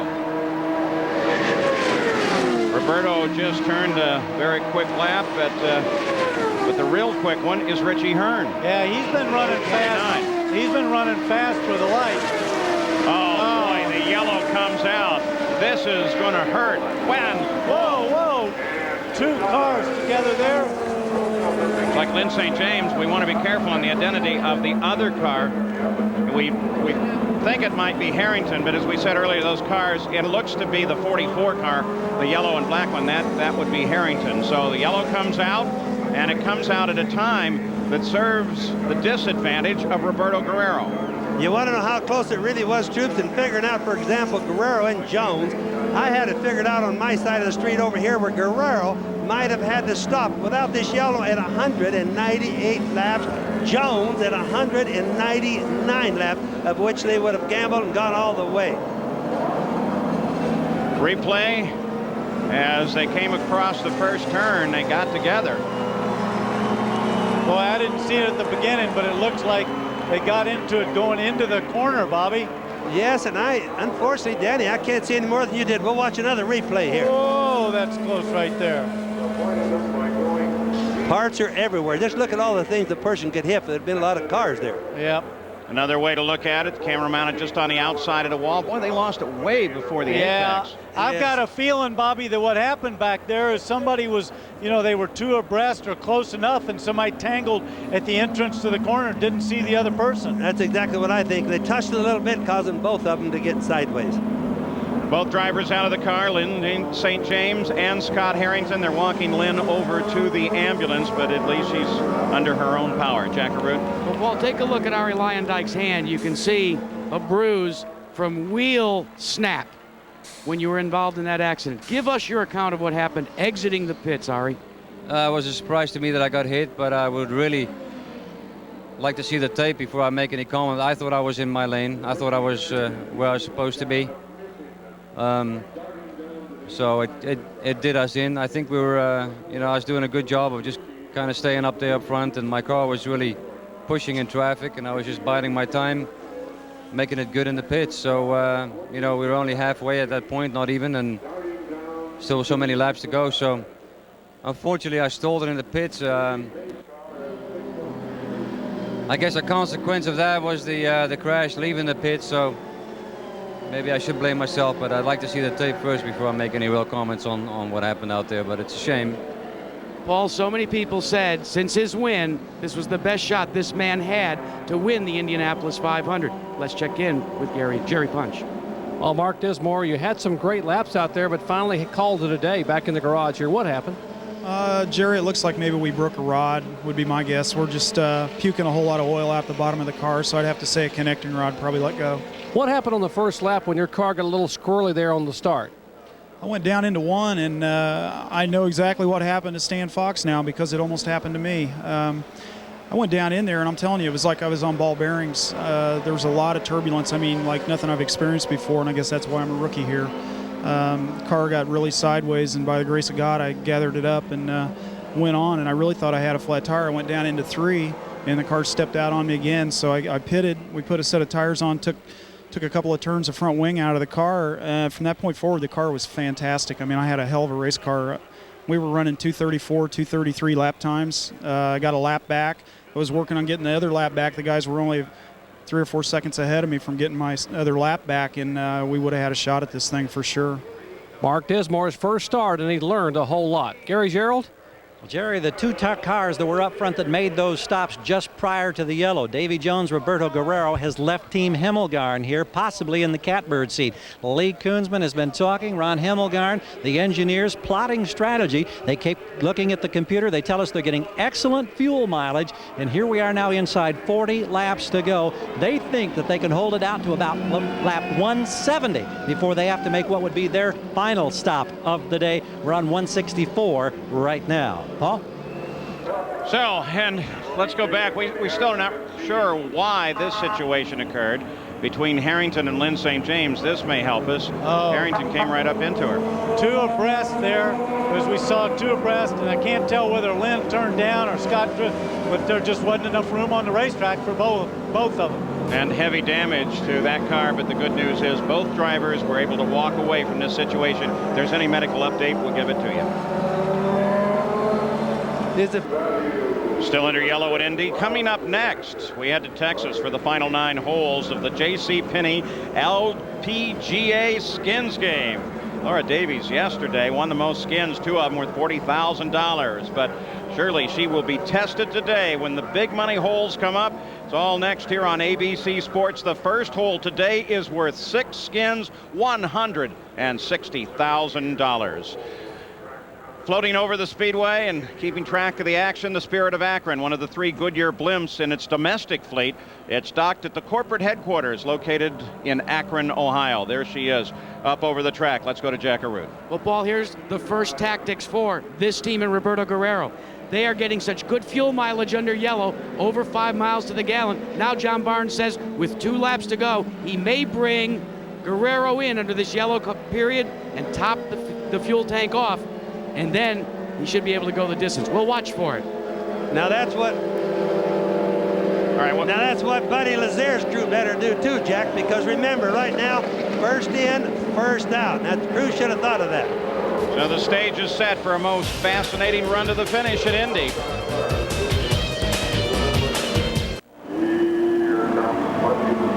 It seems like everything's happening under caution here. Look at Roberto Guerrero as he pulls away, but you saw all that water. Well, there was a lot of action in the pits. Now, we're going to show you that in just a second. Some vapor at the back of Roberto's car. Here's the leader of the race, Buddy Lazier, and he's going to come in and top it off as well. And 2 tires. It looks like they're just changing the tires. They're going to go for everything. Gary? Yes, indeed. They thought we were going to try to make it to lap 170. They're on the 167 complete, and it looks like routines. Oh, now wing change up at the front nose, and it appears to be a significant one. Car off the jacks, rolling. Not a good stop and a slow pickup. It was 19.3 on my clock. Doesn't matter though, Under Gary, yellow. because don't forget it's under yellow. That doesn't matter. He probably didn't lose a spot. So let's go back now and we'll show you what happened just a few minutes ago to Roberto Guerrero. He was in for a routine stop. And Danny, you've been worried about those nozzles. Yeah, and you saw the guy was having trouble getting the nozzle in. Obviously you saw some fire right there on the right rear. Everybody's dumping water. We're trying to get it out. But look at Roberto, he stays with the car. Well, he doesn't want to get out. If he's not being warmed up by the fire, so to speak, he's not going to get out. The guy's holding him right there saying, okay, but in a second you'll see him start to get out.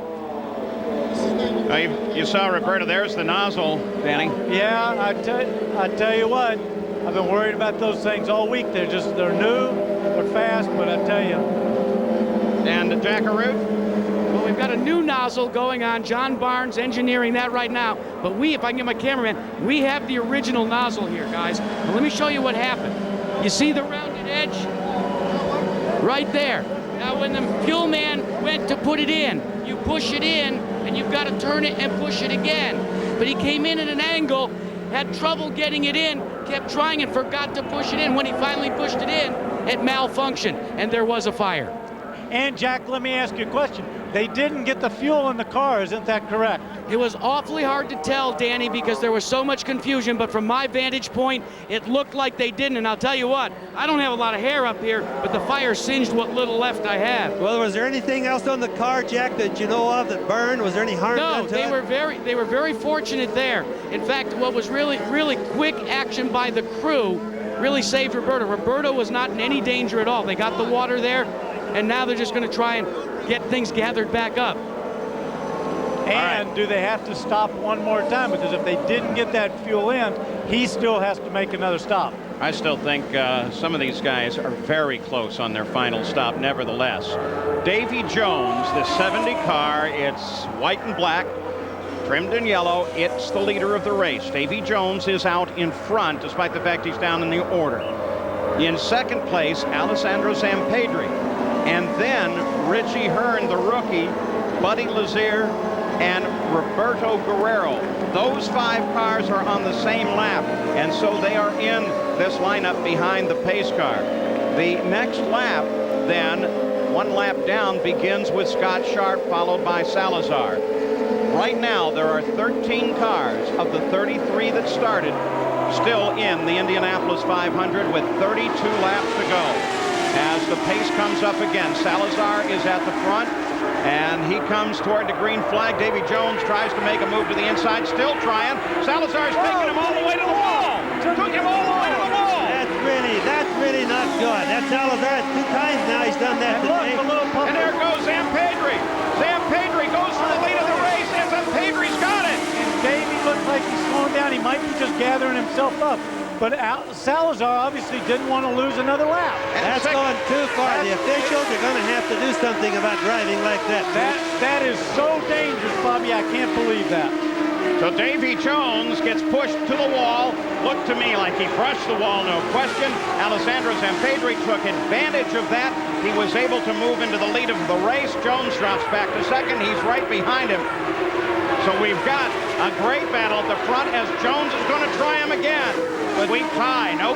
But say he's clearly faster because he's running these guys down. They're all blocking him down the inside. Now on the pit stop, my calculations show that Davy Jones, Gallus may gamble and try to go all the way. It's going to put him close. So let's see what Jack has to say.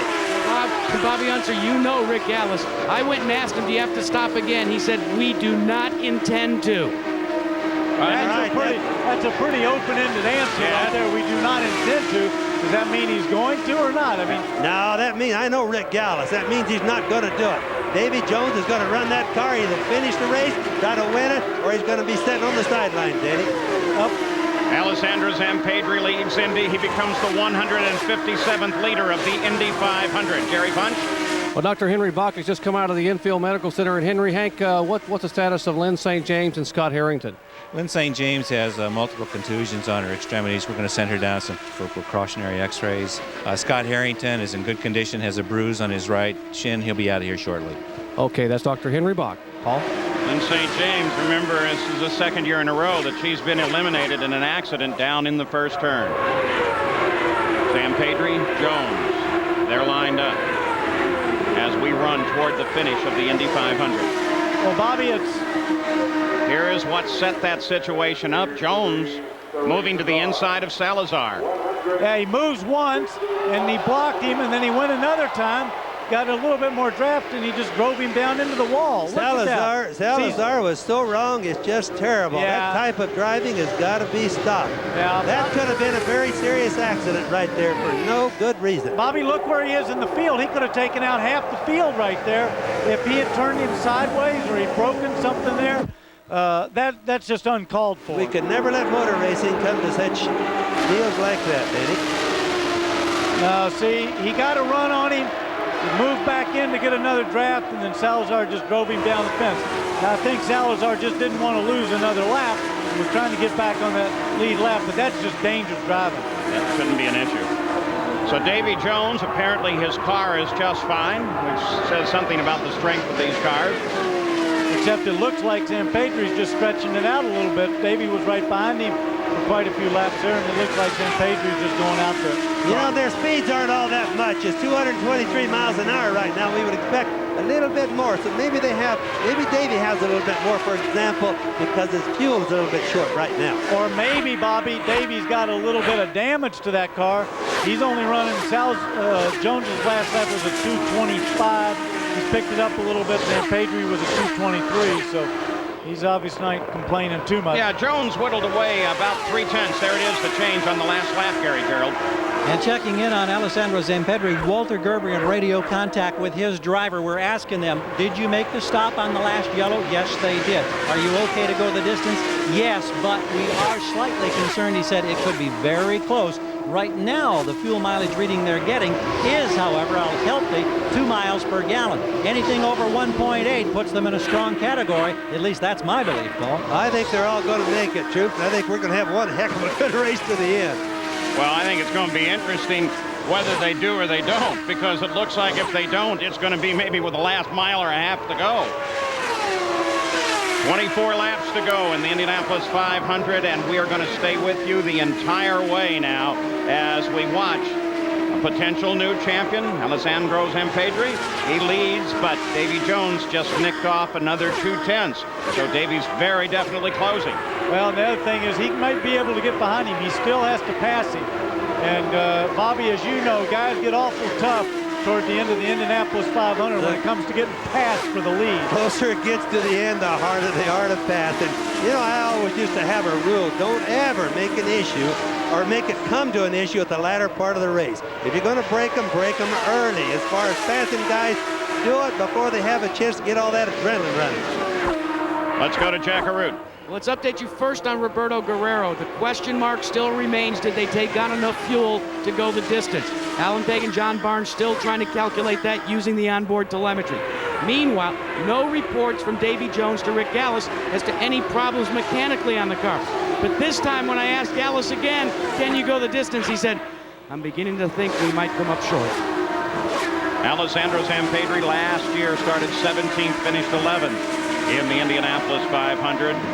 This is his second year, but look at the interval as Davy Jones continues to whittle it down.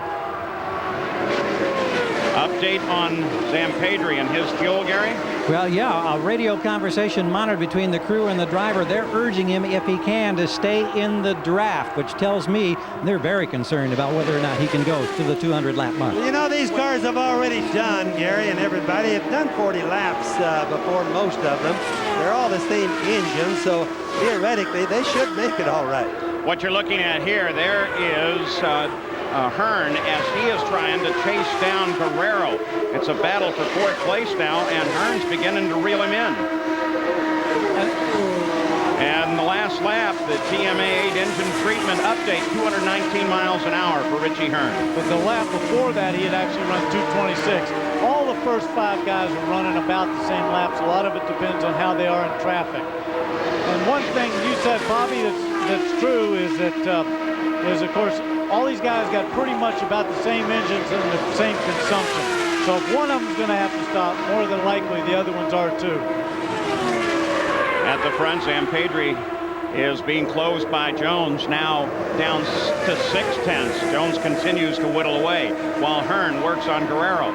In the meantime, Buddy Lazier sits in 3rd place, and he's not involved in a contest on either side. That's right, but he's also turning laps. He just turned a lap of 227, and then I looked down at Richie Hearn started running 228, while Guerrero was at 225, and Zampedri and Jones are in the 223 mark. And Buddy Lazier is moving up. The problem is like we've said all along, it's sometimes easier to move up than it is to pass, and that's where Buddy's going to have a problem.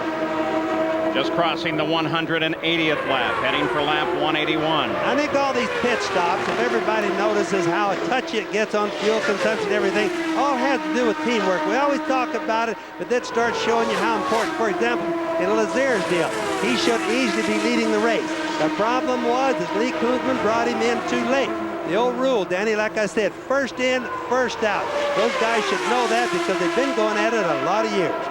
You got a glimpse there. Looks like we're getting some bottoming on Guerrero's car now. Well, we are. He's got that down low, but I thought I heard something, which out of Richie Hearn's car was the rev limiter when he was being drafted down the straight by Guerrero. Now that'll be interesting because that'll mean he can get up to him, but he can't necessarily pass him. Well, Hearn is right there right now. Zampedri Jones has kind of stabilized at 0.7 of a second behind the leader of the race, Alessandro Zampedri. Yes, but Buddy Lazier is turning laps up there in the 228s, so he's going to be closing down on him. Lazier's moving up about a... Here is now 3.4 seconds behind. Oh, it's just great. And let's not forget the cars get awful tough to pass when it comes down to the last 20, 15, 10 laps. You know, they don't handle as good, Danny. They're light on fuel. Look at Hearn. Look at Hearn. Hearn got right up behind Guerrero. Almost got him. At the same time, you watch the numbers change at the top of the screen on Zampedri and Jones. And Jones is now only 0.4 back. Shows how tough it is to pass him. He's drafting him awful well down there. He's running a little bit quicker, but he's got to be able to get by. You can see how important the drafting is because they're looking like a snake going down the road. The interval between Guerrero and Hearn is 1/10 of a second. And Jones now right behind Zampedri. Zampedri, that red number 8. And Davy Jones, the black and white number 70, just behind him. Traffic is going to play a critical part, it looks like, toward the end of the race. Jones closing in. Look at the difference as he was closing, just inching further forward. But here's something to consider. In the 79 previous runnings of the 500, 12 times the driver leading with 10 laps to go has not won the race.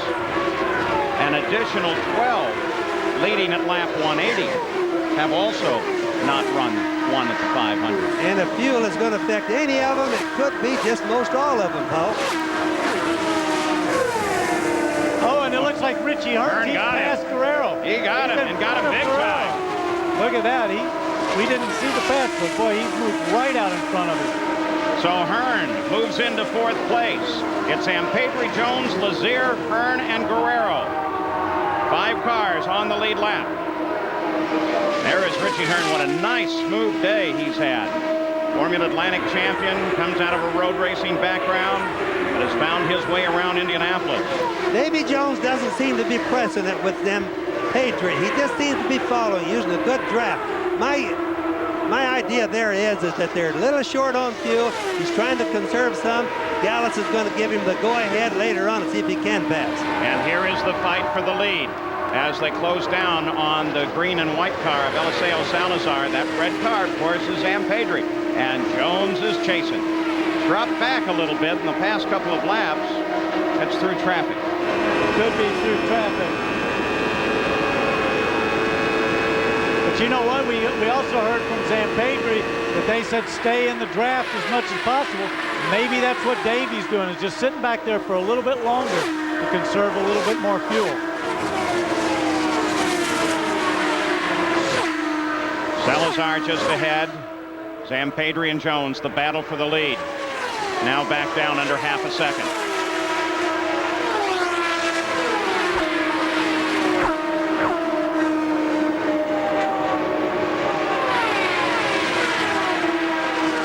Track is still good. The track is still fast. Bobby, these guys are turning up some fast times. They're running 224s, 226s. And Richie Hearn's up there in the 228 mark, because he's got the most ground to make up.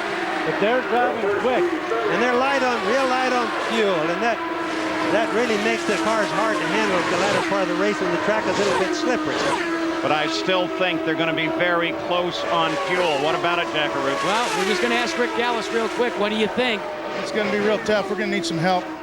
Drafting important right now. May account for the reason why he hasn't made a real assault on the lead yet.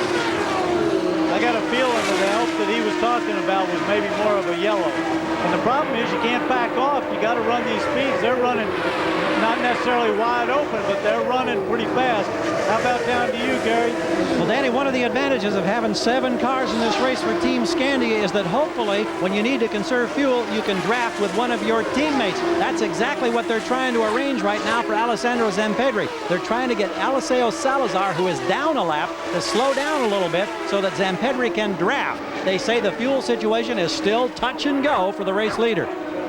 Well, remember, if you run out of fuel, like coming around where I am in turn 2, You can't coast all the way around the start-finish line and get it.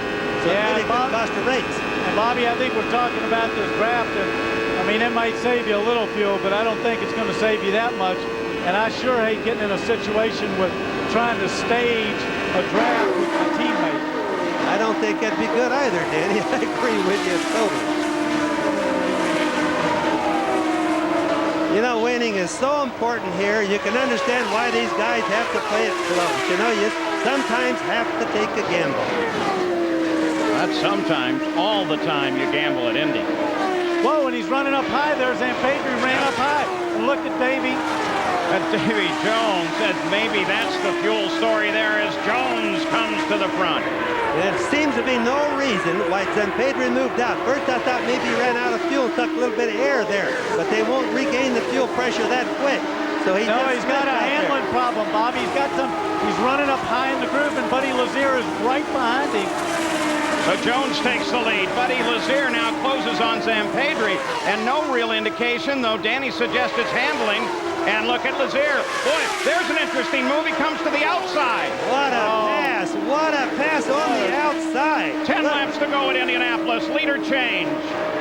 Zampedri was trying to hold him off and wanted to block him, but there was no holding off Buddy. He's running awful fast. But Zampedri really drove good and let Buddy earn that pass and did it with all fairness. Yeah, but Jones is not out of the woods. You saw him as he just passed out of view. There he is up in the corner of the screen. And I'll tell you what, I think Lazier is able to reel him in. And I don't think Lazier, for example, has any problem with the fuel. He just had tough times with the traffic he's had to pass. Well, he's been back there, Bobby, but as I've been saying, he's been running faster laps by about 3-4 miles an hour than the leader. Well, what about the fuel in Lazier's car, Jerry Punt? Ron Hemmelgarn just told his driver, said, buddy, we have absolutely no worries. We have plenty of fuel. Use your right foot and go after him. Whoa, that is a very confident statement to tell a race car driver, and especially when Rick's probably telling Davey he's got to be conservative. Well, but Lazier did stop 7 laps later than Davey Jones, so I assume he can go after him, Jackaroot.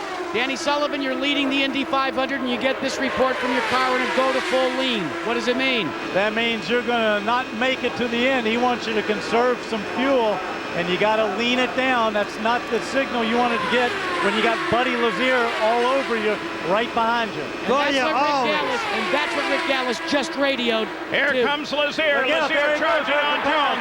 He moves to the inside of him, and Buddy Lazier picks up the lead of the 500 with 8 laps to go.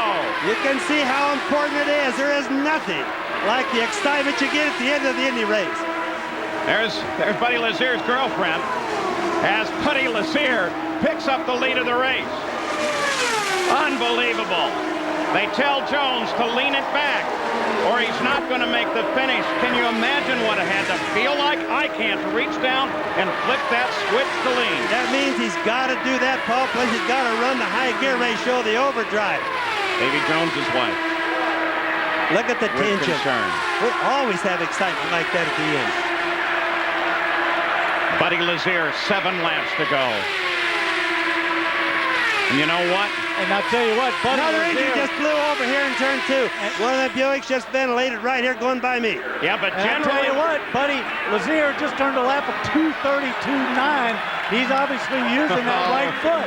And the general approach of the USAC officials, Keith Ward, the chief steward in the gang, would be to decide whether or not that car is in jeopardy. And after the 10 lap from the finish threshold is passed, they tend not to go yellow because they want to keep the race moving all the way to the finish. There's no liquids on the track over here. There's some way down low, Paul, but nothing that would bother any of the other cars. Well, we're still green. Lazier coming up on traffic now. Jourdain just ahead of him. You think he's feeling that back pain right now? He's not going to feel any back pain. I don't think so. That kid's got to be in his glory right now. 5 laps to go at Indianapolis. Don't forget, the LPGA skins coming up right after, and we're yellow. It's Scott Sharp. Scott Sharp catches the wall at Indy. Fire on the back of the car. That's just an oil fire on the turbocharger, but the yellow comes out. And what are the chances that we'll get green? I think they're good. Well, it doesn't look like there was a lot of debris there. He looked like he was more parked over there, so I think you're probably right. We'll get a green. Buddy Lazier's right behind it. But even if those other guys stop for fuel, they're going to be too far behind. And guys, remember, we have 2 incidences on the racetrack. It may take a little bit longer because they're going to try to get the Menard engine on the back straightaway away at the same time. Well, I'm assuming as we take a look at the replay going into 1, this is Scott Sharp.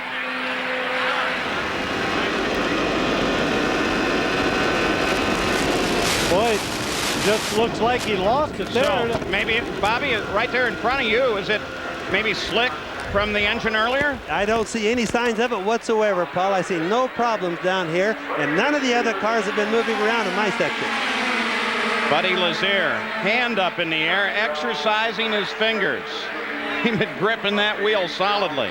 That might have a little bit to do with nerves right now. He's not very far away from winning the 500. If Lazier can win this race, this will be the 2nd year in a row the winner has come from the 5th starting position. The difference this year, of course, Buddy Lazier in the practice for the race at Phoenix slammed the wall hard, broke his back, fractured vertebrae, but he's worked hard to come back in just a short time, barely 2 months. And now with 4 laps to go, with the help of a special seat that absorbs the shocks in the car, he may be on his way to winning the Indianapolis 500. Davy Jones is separated by 1 car, and that's the 22 car of Michel Jourdain. But now does the order become to Jones, go to full rich and just go for it? Well, it depends on how close they were, and then Rick Scott Gallus has to gamble. Are we going to lose 2nd place, or do we have enough to chase him down for the lead? Has this yellow helped us enough? It looks like we'll probably get a green with maybe 2 laps to go. And it still takes time to get these cars off the road, as you can well see there. Bobby, what do you think they'll do? Will they try to bring it around or just tuck it in between the wall there? They're going to try to tuck it in, Paul. They've got to do that. There they go with it right now. They realize that they need a green finish.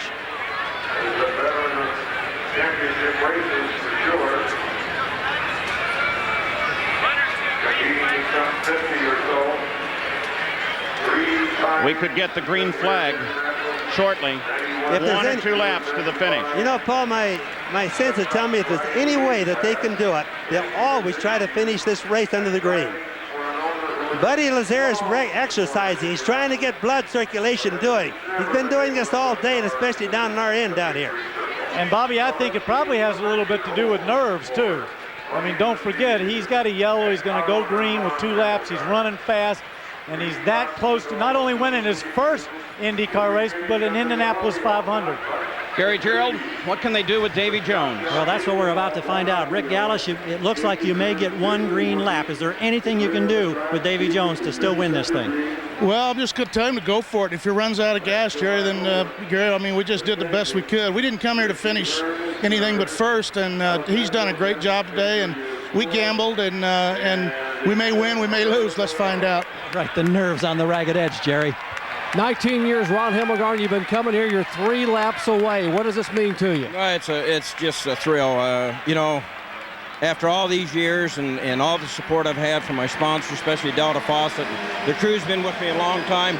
You know, we deserve this win, and Buddy's doing a heck of a job, and I just hope we can bring it home. We got a couple laps. We're going to go green next time by. I'm going to have to get going here, but thanks, world.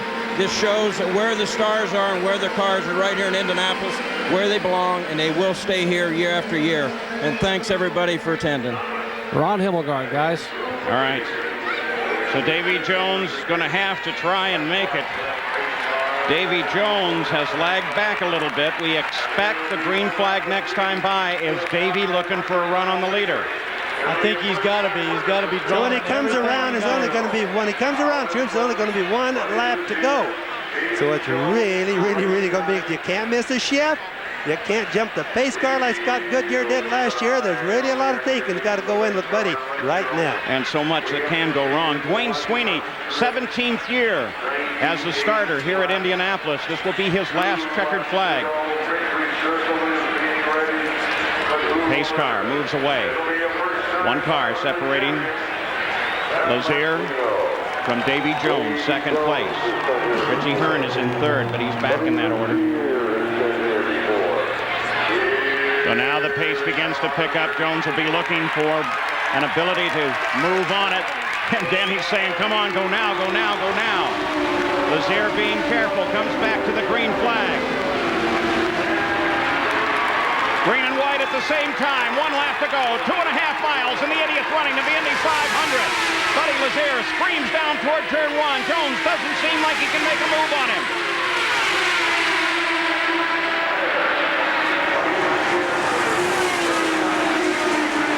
Onto the backstretch. Looking good coming out here. Jones still looking for a chance to move. He's trying to get around Jourdain. He's around him now, in contact with the leader. The third turn, 1 to go at Indianapolis. Buddy Lazier taking a look at the fourth turn, comes off the fourth corner. And the checkered flag lies just ahead as Buddy Lazier takes the checkered flag and wins the Indianapolis 500. Firestone's first win since 1971, and a crash on the finish. Big crash on the finish of the race. Salazar, looks like Zampedri, and Guerrero. The cars that were running 4th, 5th, and 6th all crashed together at the end of the race. It's Salazar looking down at his feet to make sure they're okay. So a battle that was developing really for 4th place. There's the 2 participants in the battle that aborted itself just before the finish. Has Buddy Lazier. What an incredibly great victory. He takes his win at the Indianapolis 500-mile race. Here are the unofficial results as Buddy Lazier has taken the win.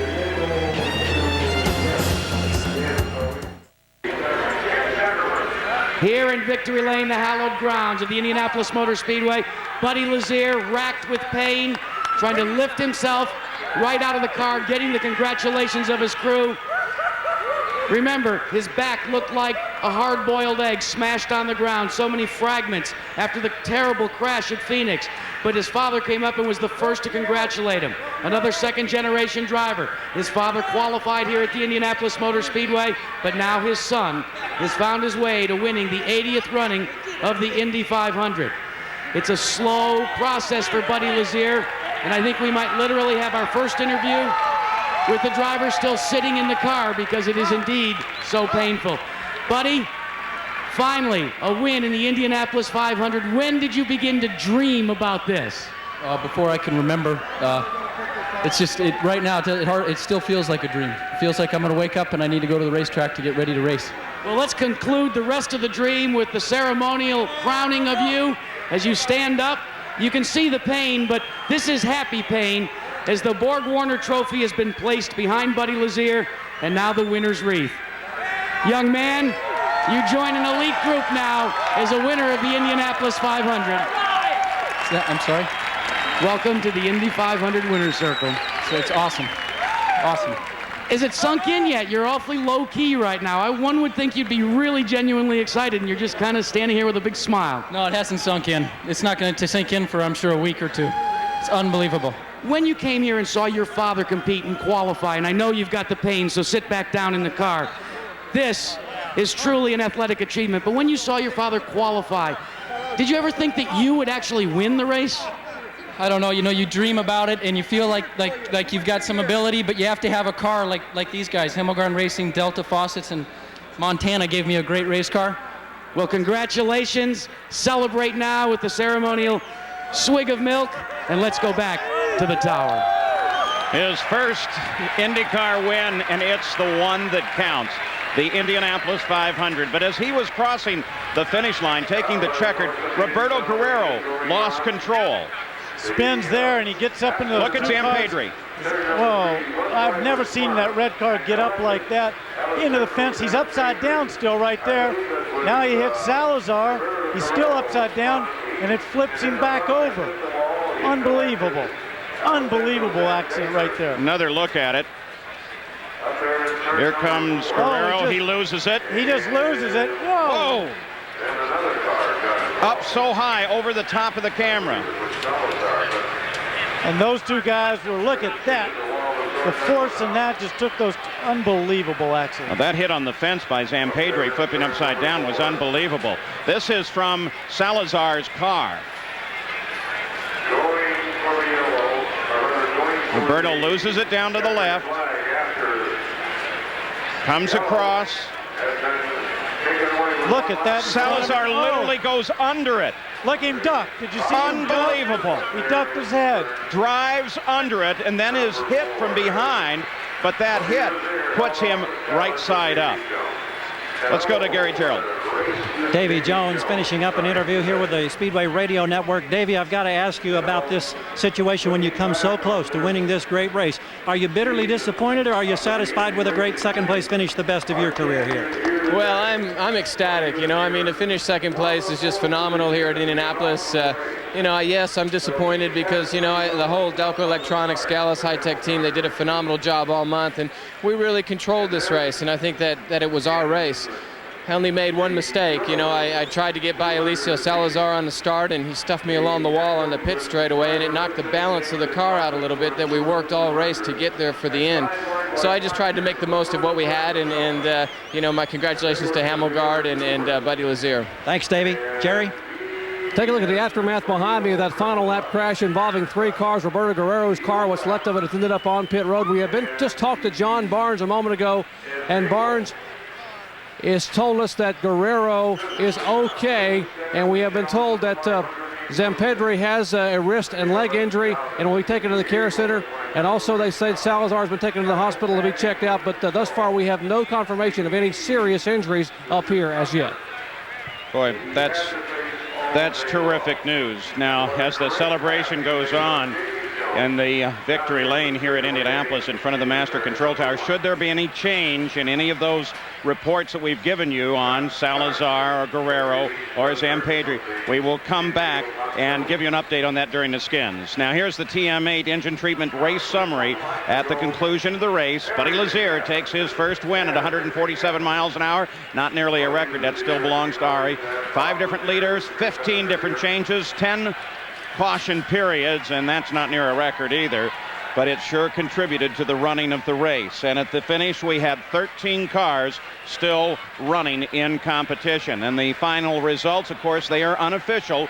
They'll be posted, and then after that there is a period during which there can be protests, but it's not expected today. Buddy Lazier takes the Indy 500, followed by Jones, Hearns, Zampedri, Roberto Guerrero, Eliseo Salazar, Danny Ungayas, Hideki Matsuda with a good run. Robbie Buell also on Gaius' run, spectacular. Scott Sharp, Eddie Cheever, Davey Hamilton in 13th place. Rookie Michel Jourdain, then Lynn St. James, who was involved in that accident with Scott Harrington. Ari Lyondike, Buzz Calkins, Jim Guthrie. 19th, Mark Dismore, Mike Croft, Fermin Velez, Joe Gosick, Brad Murphy, and Tony Stewart. Rayson Gardner, Marker Greco, Stefan Gregoire, Johnny Parsons Jr., Johnny O'Connell, Michele Alboreto, John Paul Jr., Paul Durant, and Johnny Unser. So unofficially, here is how the points shakes out in the IRL Championship. Co-champions, a tie. Scott Sharp, Buzz Calkins, both at 246 unofficially. Isn't the tiebreaker, so there they are. 2 champions, Calkins and Sharp, but the champion of the Indianapolis 500 is Buddy Lazier. What a great day as he's cheered to the finish and the victory. Buddy Lazier has taken the Indy 500. It'll sink in, and there will not be a more deserving champion. He is a super young man. Buddy Lazier wins Indy.